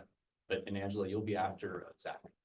I've been living in Brooklyn for 12 years. Since Ben Franklin's agricultural school, we have the Silver Street community garden and the farming teaching farm up there. Has your research considered coal going into the ground, like the art plants, vegetables, people building their own gardens? Any of that taken into consideration? I think that's a good follow-up. I think that's a really excellent point, and that is an important area that we should look at in our next steps and thinking about health from a holistic perspective, right? Not just absence of disease, but thinking about what is a good quality of life. Chris, you alluded to how does economy contribute to good quality of life in a community? Food is part of that, and getting into question. Those are the next questions. We heard loud and clear. What is the dark dust? We came here tonight to hopefully provide evidence around, answer that question, but that's a perfect example of the next steps around health, quality of life in the community. I was just thinking it's, we're an agricultural area. Yeah. Listed, you know, through the government, through the school. Yeah. Celebrating that. So, Yes. why are we even worried about a permit when it's right there in front of you? Excellent point. I would like to see some research, I think we all would, on the ground pollution that is causing over long term. Not just the ground, but the water. Yeah. We have people who subsidize their food by fishing out of Curtis Creek. Think about what they're eating and what the impacts of that are, crabbing, other things. We're gonna go, Zach, Angela, and then it's Angie, and then, coming up to, first.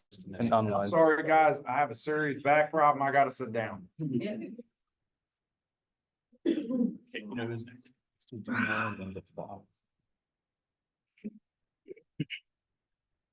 Hello, everyone. I'm Zach Buster. I've been with Culture Curtis Bay for a while. And as someone who's more policy and government minded, some of the language from MD around the legal levers that you pull and stuff like that, and these long processes. As we all know, the wheels of government are rather slow. They turn rather slowly.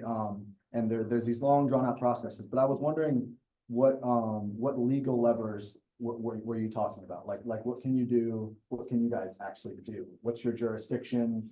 What are those legal levers that you mentioned? Sure. So with that permit, right, and so people have mentioned the regulatory standard before, reasonable precaution, that's the regulatory standard. Facilities have to take reasonable precautions to control dust. So what the permit is we say, what does that mean at this facility? What are reasonable precautions? And so we have the existing practices at the facility, and we've measured the impacts of the existing practices of the facility. So fundamentally, the question we face with the permit is, what else is reasonable given the science that we have? And so that's the discrete legal lever we have right now. It's what goes in the permit that we're going to show to you all when we have a draft. Okay, that's my question. Thank you. Angela, and then Angie, and then Terrell. I think we're caught up. I just want to piggyback off of your last comment. The only thing I think that you guys are gonna find, you're gonna be exuding bias, because with all of this evidence that has been presented, you know what I mean, like, what else is it gonna take for you guys to shut this down? Yeah. For many years. Yeah. How many more? Because I don't know what else you're looking for. I mean, if they on Mars and can see down here, now, see if they have the money to see anything they want to see. $8 billion they've got. They have enough money to realize that it's killing. It's been killing for years. Come on now, what else is it gonna take? Profit over health. That's what it's gonna take. No more profit over health. They see what they want to see. Angela, if you don't mind, I do want to reiterate, Ms. Thompson raised this and it didn't get addressed, but this community association did call for Governor Moore and MDE to declare an air pollution emergency based not on this, but based on the photos you see and the decades of reports. And that was denied, but I do have a question, which just piggyback on, given this evidence, how come we're not hearing about instating a declaration of emergency from MDE? I don't want a direct answer to that question. We can take another look at it. You know, the issue is that there are specific levels written of the pollutants for an emergency declaration, and the measured levels didn't reach those specific levels. That doesn't mean that there isn't a problem. There's the emergency declaration is a particular legal provision that I don't believe we've ever actually exercised in Maryland.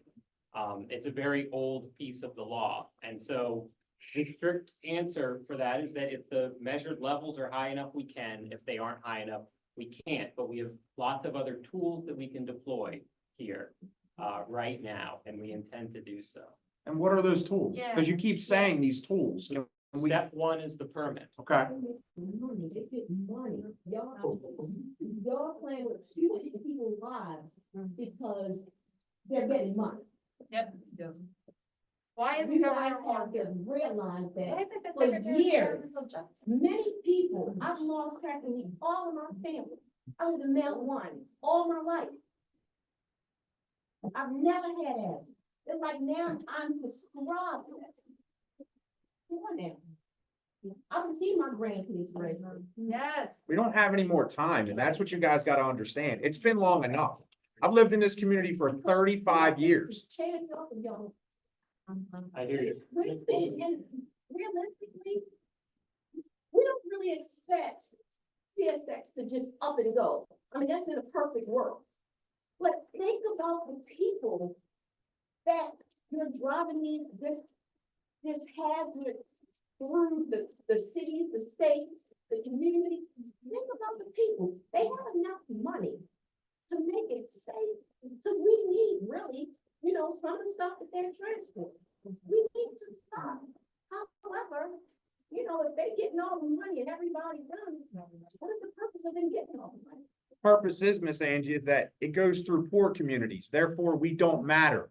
If this happened, we do matter, we do matter. I really don't even want to say we don't matter. No, We do matter. but that's what they're saying. But guess what? We're not listening. to what Exactly. they say, and we want them to listen to what we're saying. Thank you. We do matter. We do matter. We do matter. And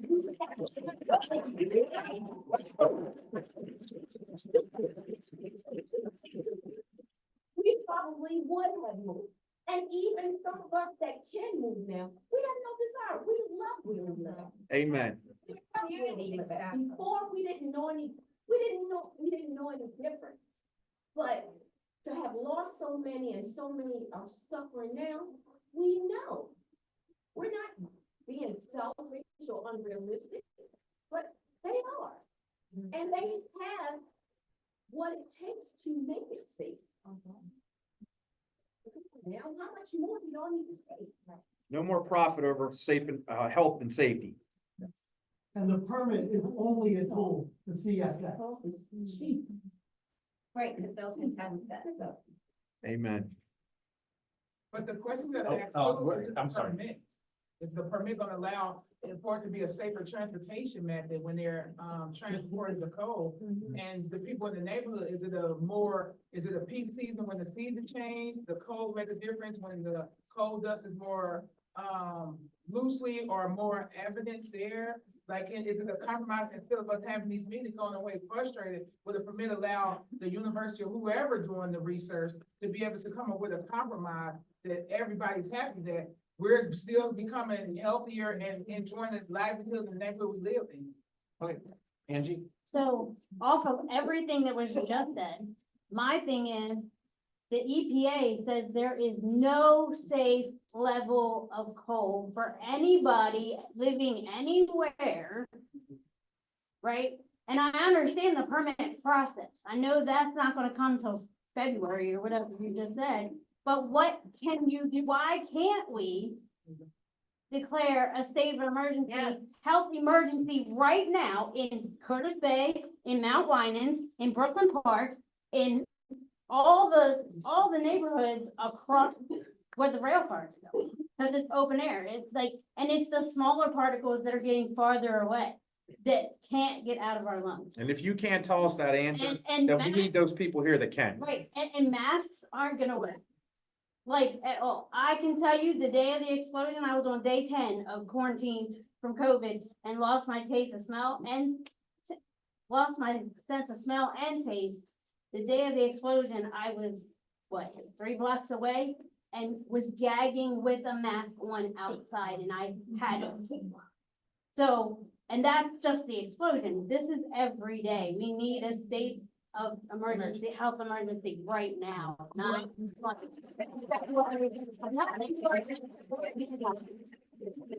response to that, Pat, I just want to say the association and got great board that's growing, invited Governor Moore, invited federal representative Fume, invited the mayor, invited all of city council, invited every District 46 representative. I don't know if there's any, are there any aides or representatives from any of those people here So tonight. you have Councilwoman Porter's entire team. I'm her community liaison. This is her constituent services manager and her chief of staff. So thank you. We Yeah. have one. out of all of those-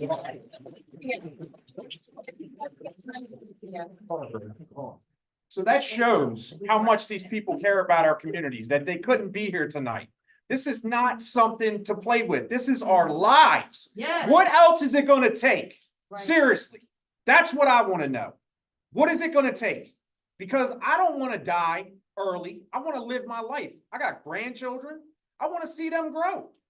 I don't wanna have to die because of this. When they cut me open in 20, 30, 40 years, am I gonna have the same lungs as a person that worked in a coal mine their whole life? I'm gonna guarantee it's yes. Sorry, Greg.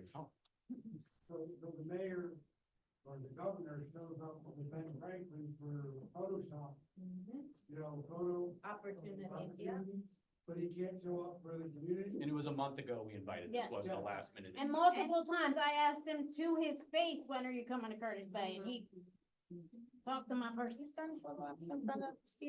Okay, Yeah. so let's keep going, but there is a question from all that directly to MDE and to this collaboration, which is, they're not here tonight. What is the immediate plan to get these results in front of them starting tomorrow? And we want it in writing. We're tired of you coming here and telling us you're gonna do something and dragging us along, because you're not doing anything. And that doesn't mean a private meeting, that means a meeting where there's community representation from Curtis Bay and surrounding neighborhoods together, because we work together with officials who need this information. So in terms of getting this information in front of them, we're with you guys to present it to all of them. And then next time you're sending out invitations, we'll help. We can co-host the next meeting. I can't make an elected official come here. We are here and we're gonna help.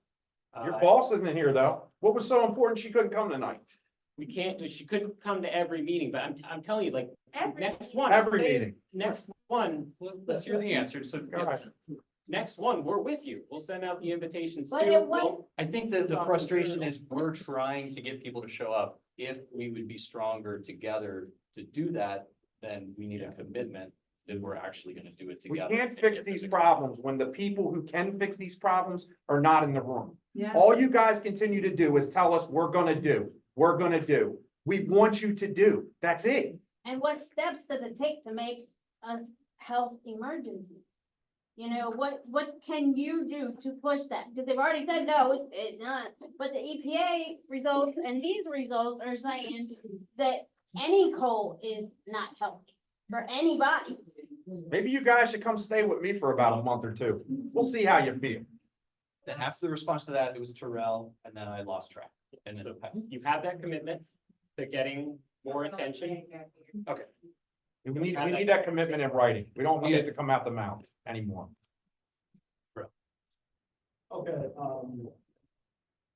first off, just want to thank the community for, doing this, work, coming out, and seeing this, raising these issues. First, I want to say, second, I want to say, it's completely unreasonable to, in the face of this, suggest that the very next step is a permanent. That is atonement. But that being stated, two things are gonna come up in this permit as a student of the permit, previous permits is BACT, which is best available control technology. Which is the practices that, some of the practices that, Turner is currently using.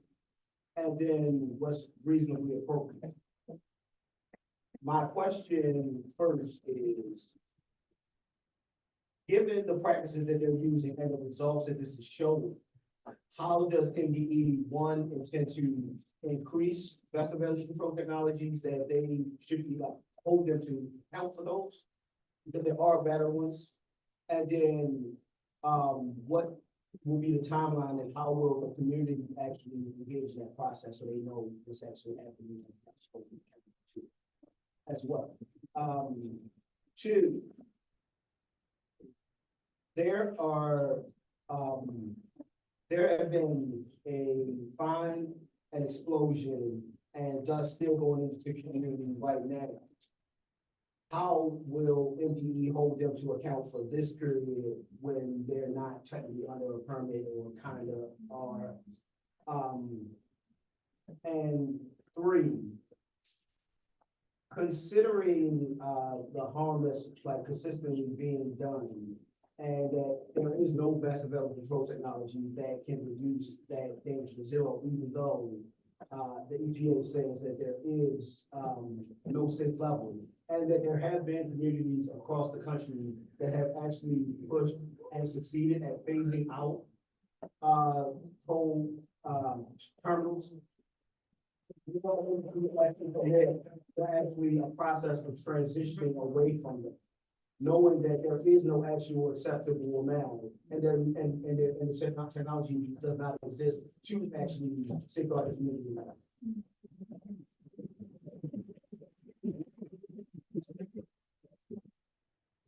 So for the first one,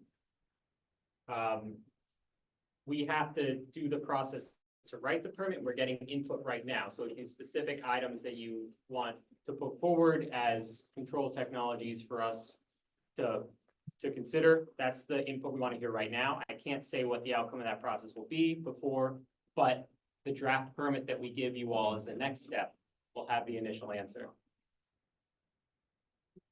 Sure.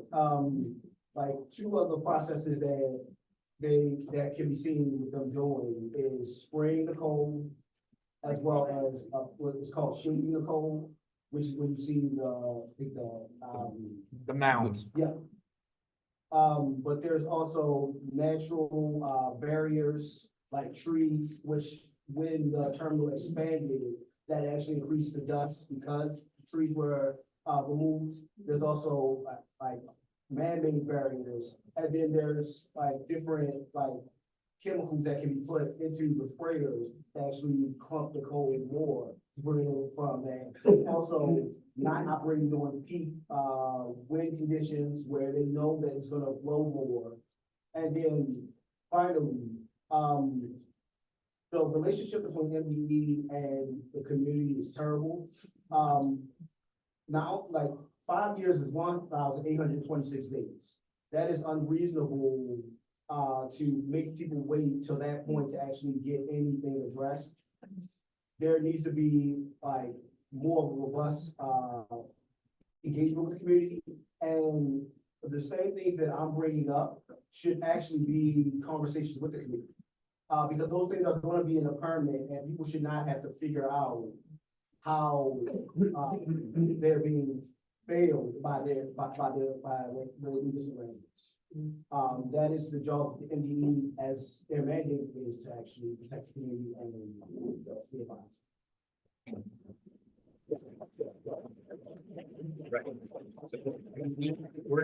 We've completely neglected the Zoom room. How many people are on this, have been on the Zoom? We have almost 60 people on Zoom right now. Wow. Wow.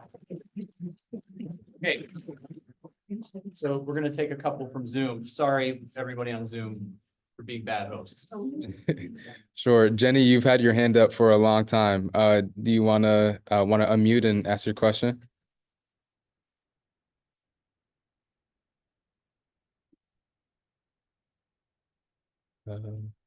And Jenny, if you're saying something, you're still muted.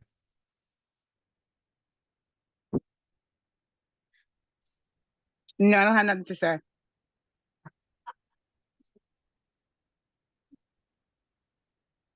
All right. Hello? Yes, can you hear me? Yeah, we can hear you.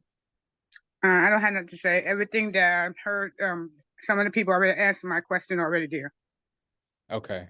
All right. Well, thank you. If you have any other questions, you know how All right, to thank you. know what to do. All All right, right. thank you. Sure. So I'm gonna move on to Kezia. Sorry if I pronounced your name incorrectly. No, yeah, thank you. So I just had a quick question or follow-up with MDE. I just wanted to know if MDE was at all looking at Comar, sorry, let me get the citation again. 26110206D.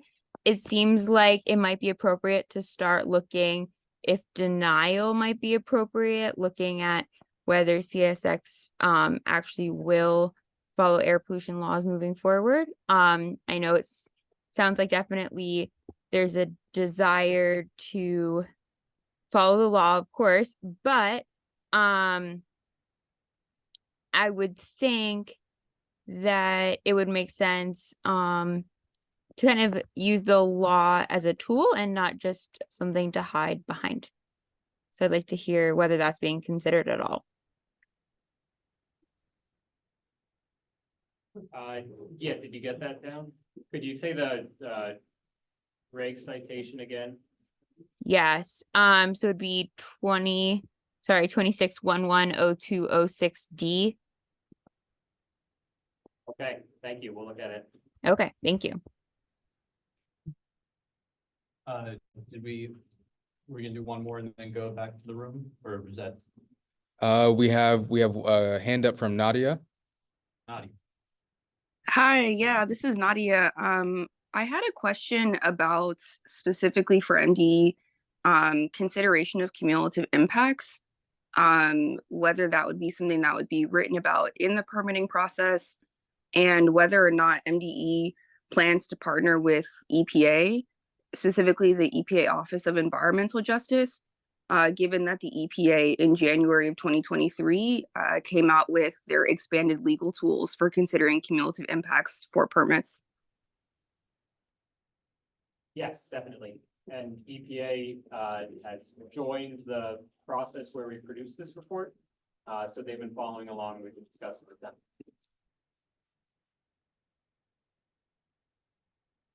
Was the answer clear to the person on Zoom? Yes, thank you. Okay. All right, John.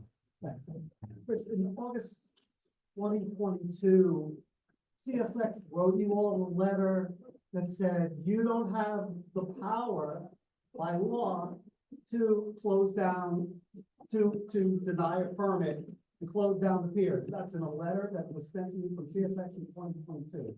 And the work that our group has done for the past 2 years on the issues down here, we've been repeatedly stymied, and same with Councilwoman Porter's office, and we're being told that the real power is with the Surface Transportation Board, Federal Surface Transportation Board, and that you, as the MD, do not have the right to get in the way of railroad business.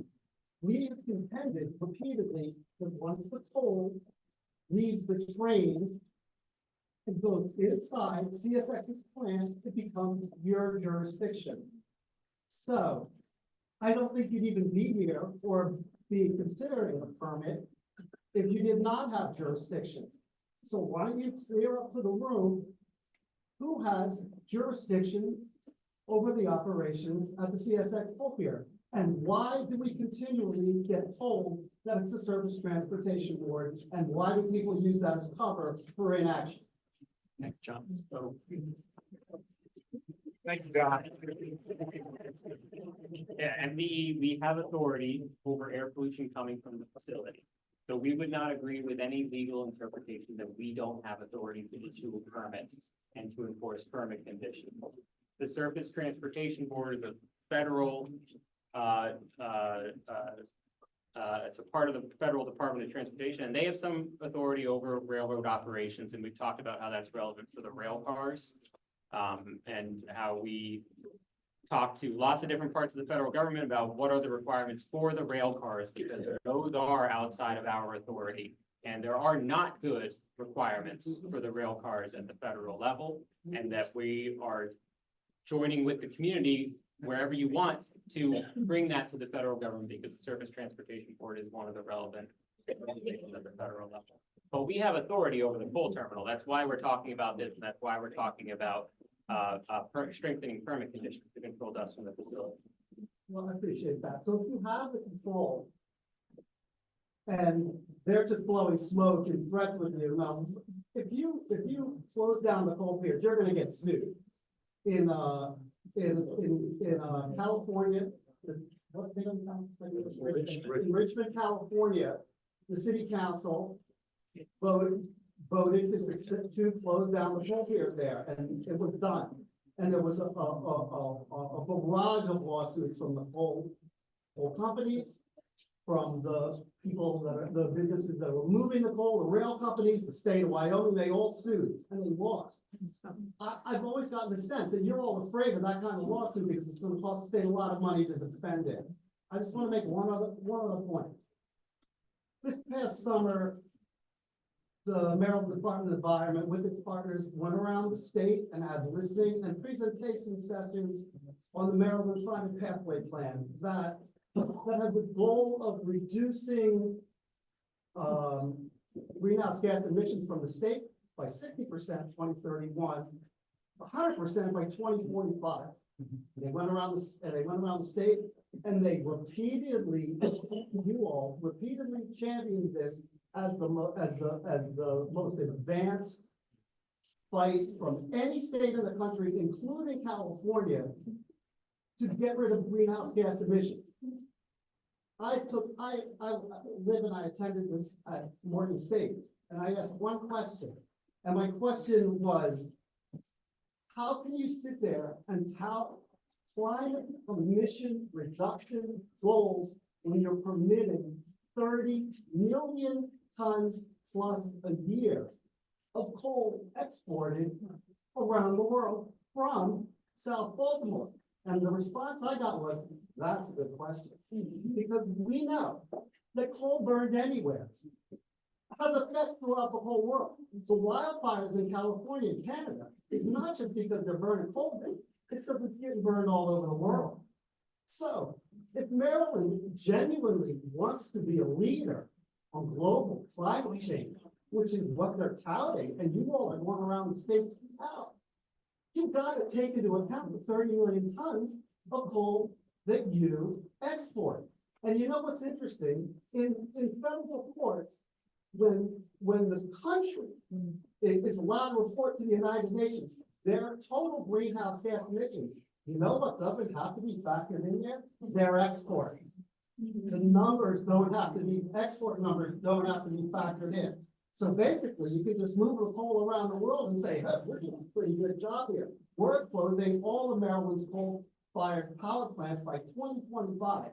You're shipping 30 million tons out of South Baltimore, and you need to factor that in. Thank you, John.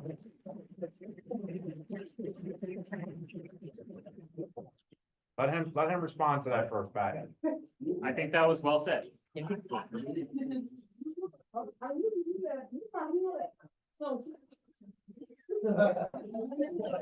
Pat, and then Diane.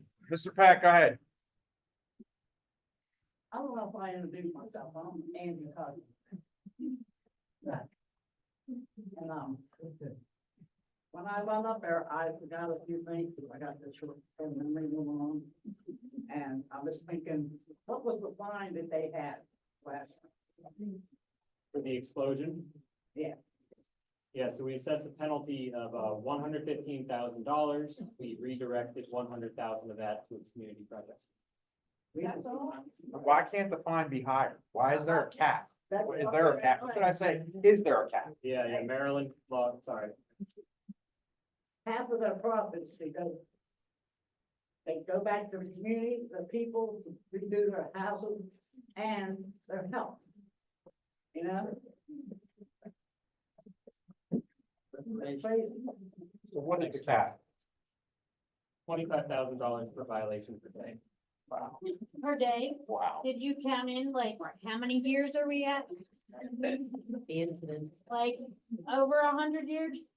Should be like $25 bazillion. Right. Yeah.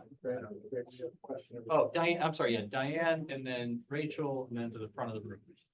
So I'm Diane with Pixel Rail, and piggybacking off what everybody just said, including John, so I want to let you all know, and I know we spoke about this for the meeting, that a large coalition called the Climate Partners put together a 100-page report, which is too long, there's no question about it, about how to get to the climate goals. And one of the first section was equity and effective transportation. And within those recommendations, Great Rail and CSX and Norfolk Southern were covered. And this large coalition presented this as a response to the governor's climate pathways draft report. MDE got this, the Maryland Department of Transportation got it. The request on the part of this huge coalition of climate partners was that the Maryland Department of the Environment work with the Maryland Department of Transportation and the governor's office, obviously. One of the key things that might be of interest to you all, I am not a community member, I live in Baltimore, so I say this in solidarity, is that the state of Virginia bought train tracks and infrastructure from CSX recently. Just telling you that. And they did it strategically, they did it in an amicable way. And what is in this report that I'll give you the link to if you want, I just have to find what I'm telling you, is that the state considered two areas of where it makes sense to use federal infrastructure dollars and equity dollars, because that money is out there. No matter what we're told at the government, at the state level, that transportation prices and all that, that might be true, but there's federal money now.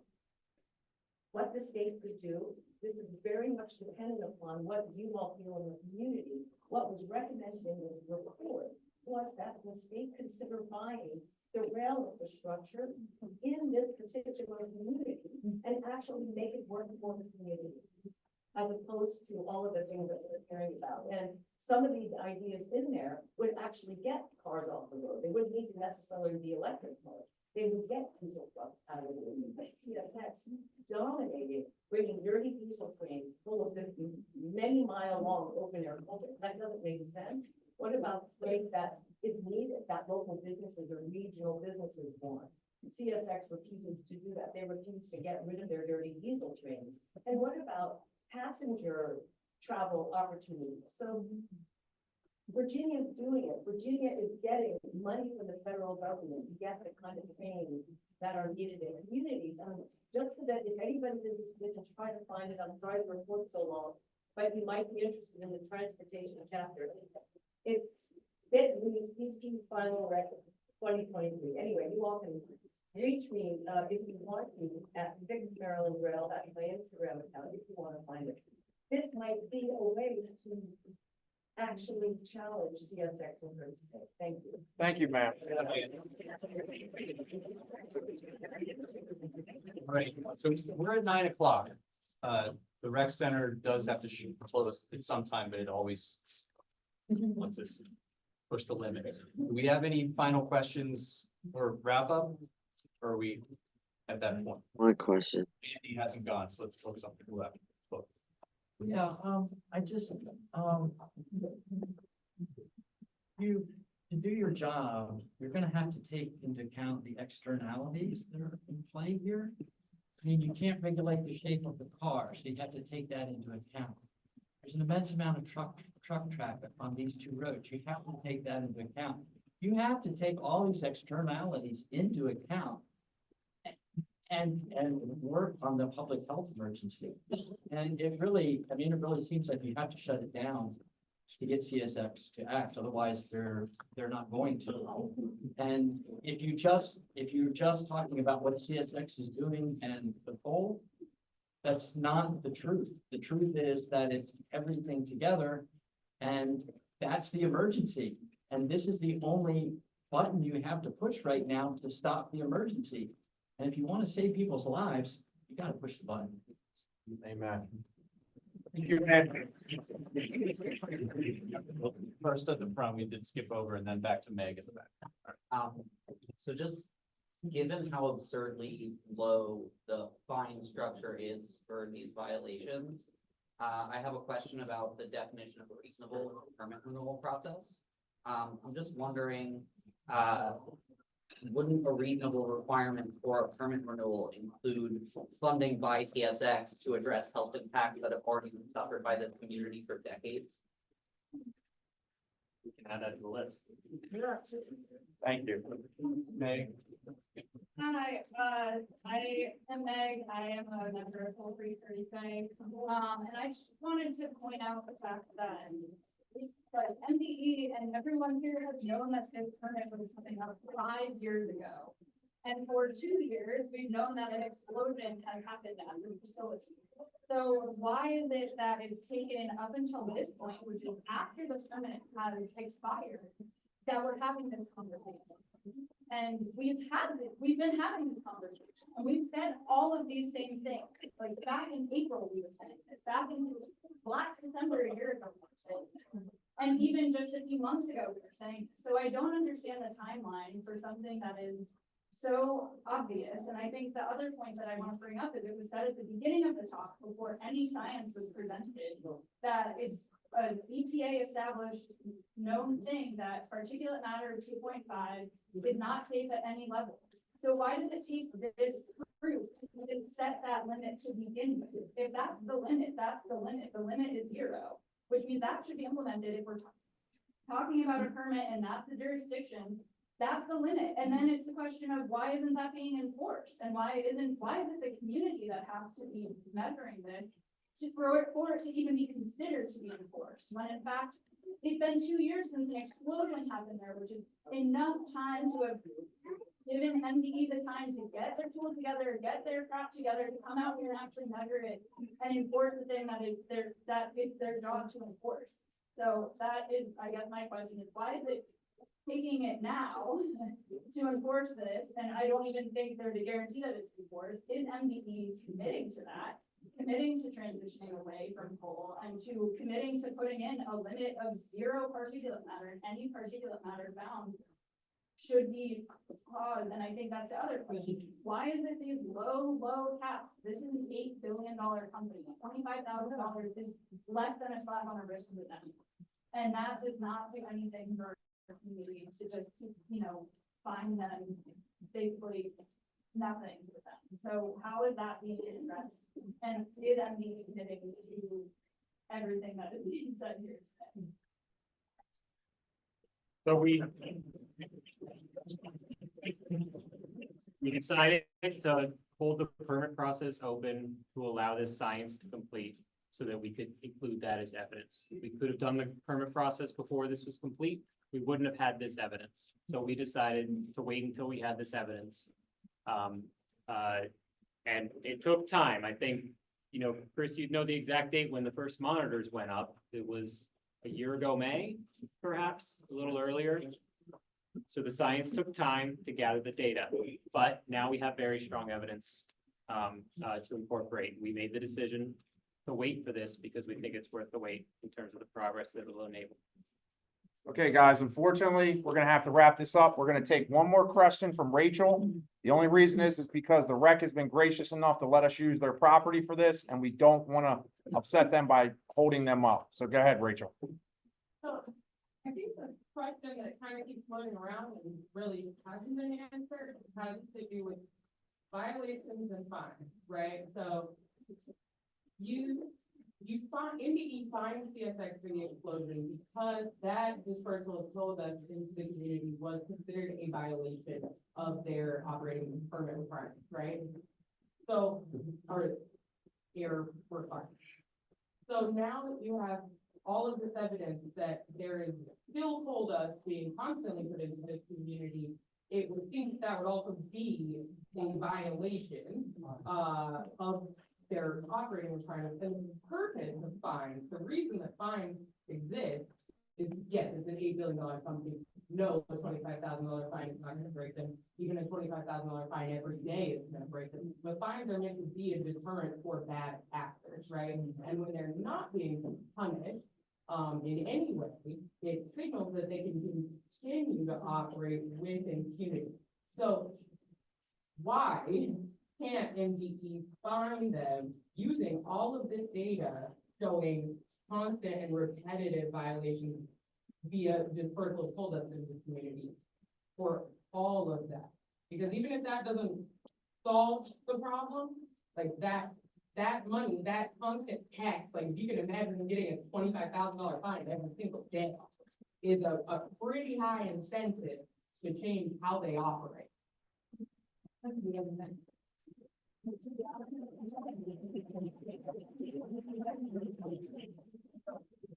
So that's a follow-up item. Now that we have the report, we'll look back to the extent to which this would indicate permit violations rather than inadequacies of the permit. What's the timeline for that? Yeah. Can I, please, 5 seconds. So that's a follow-up item. Now that we have the completed report, we'll look at the extent to which this suggests permit violations that could be pursued that have not been pursued. And that's something we're going to look at. And Andy asked by when? Yeah, I don't know. Well, it'll take us a little while. It's a lot of data to go through. Ask me again.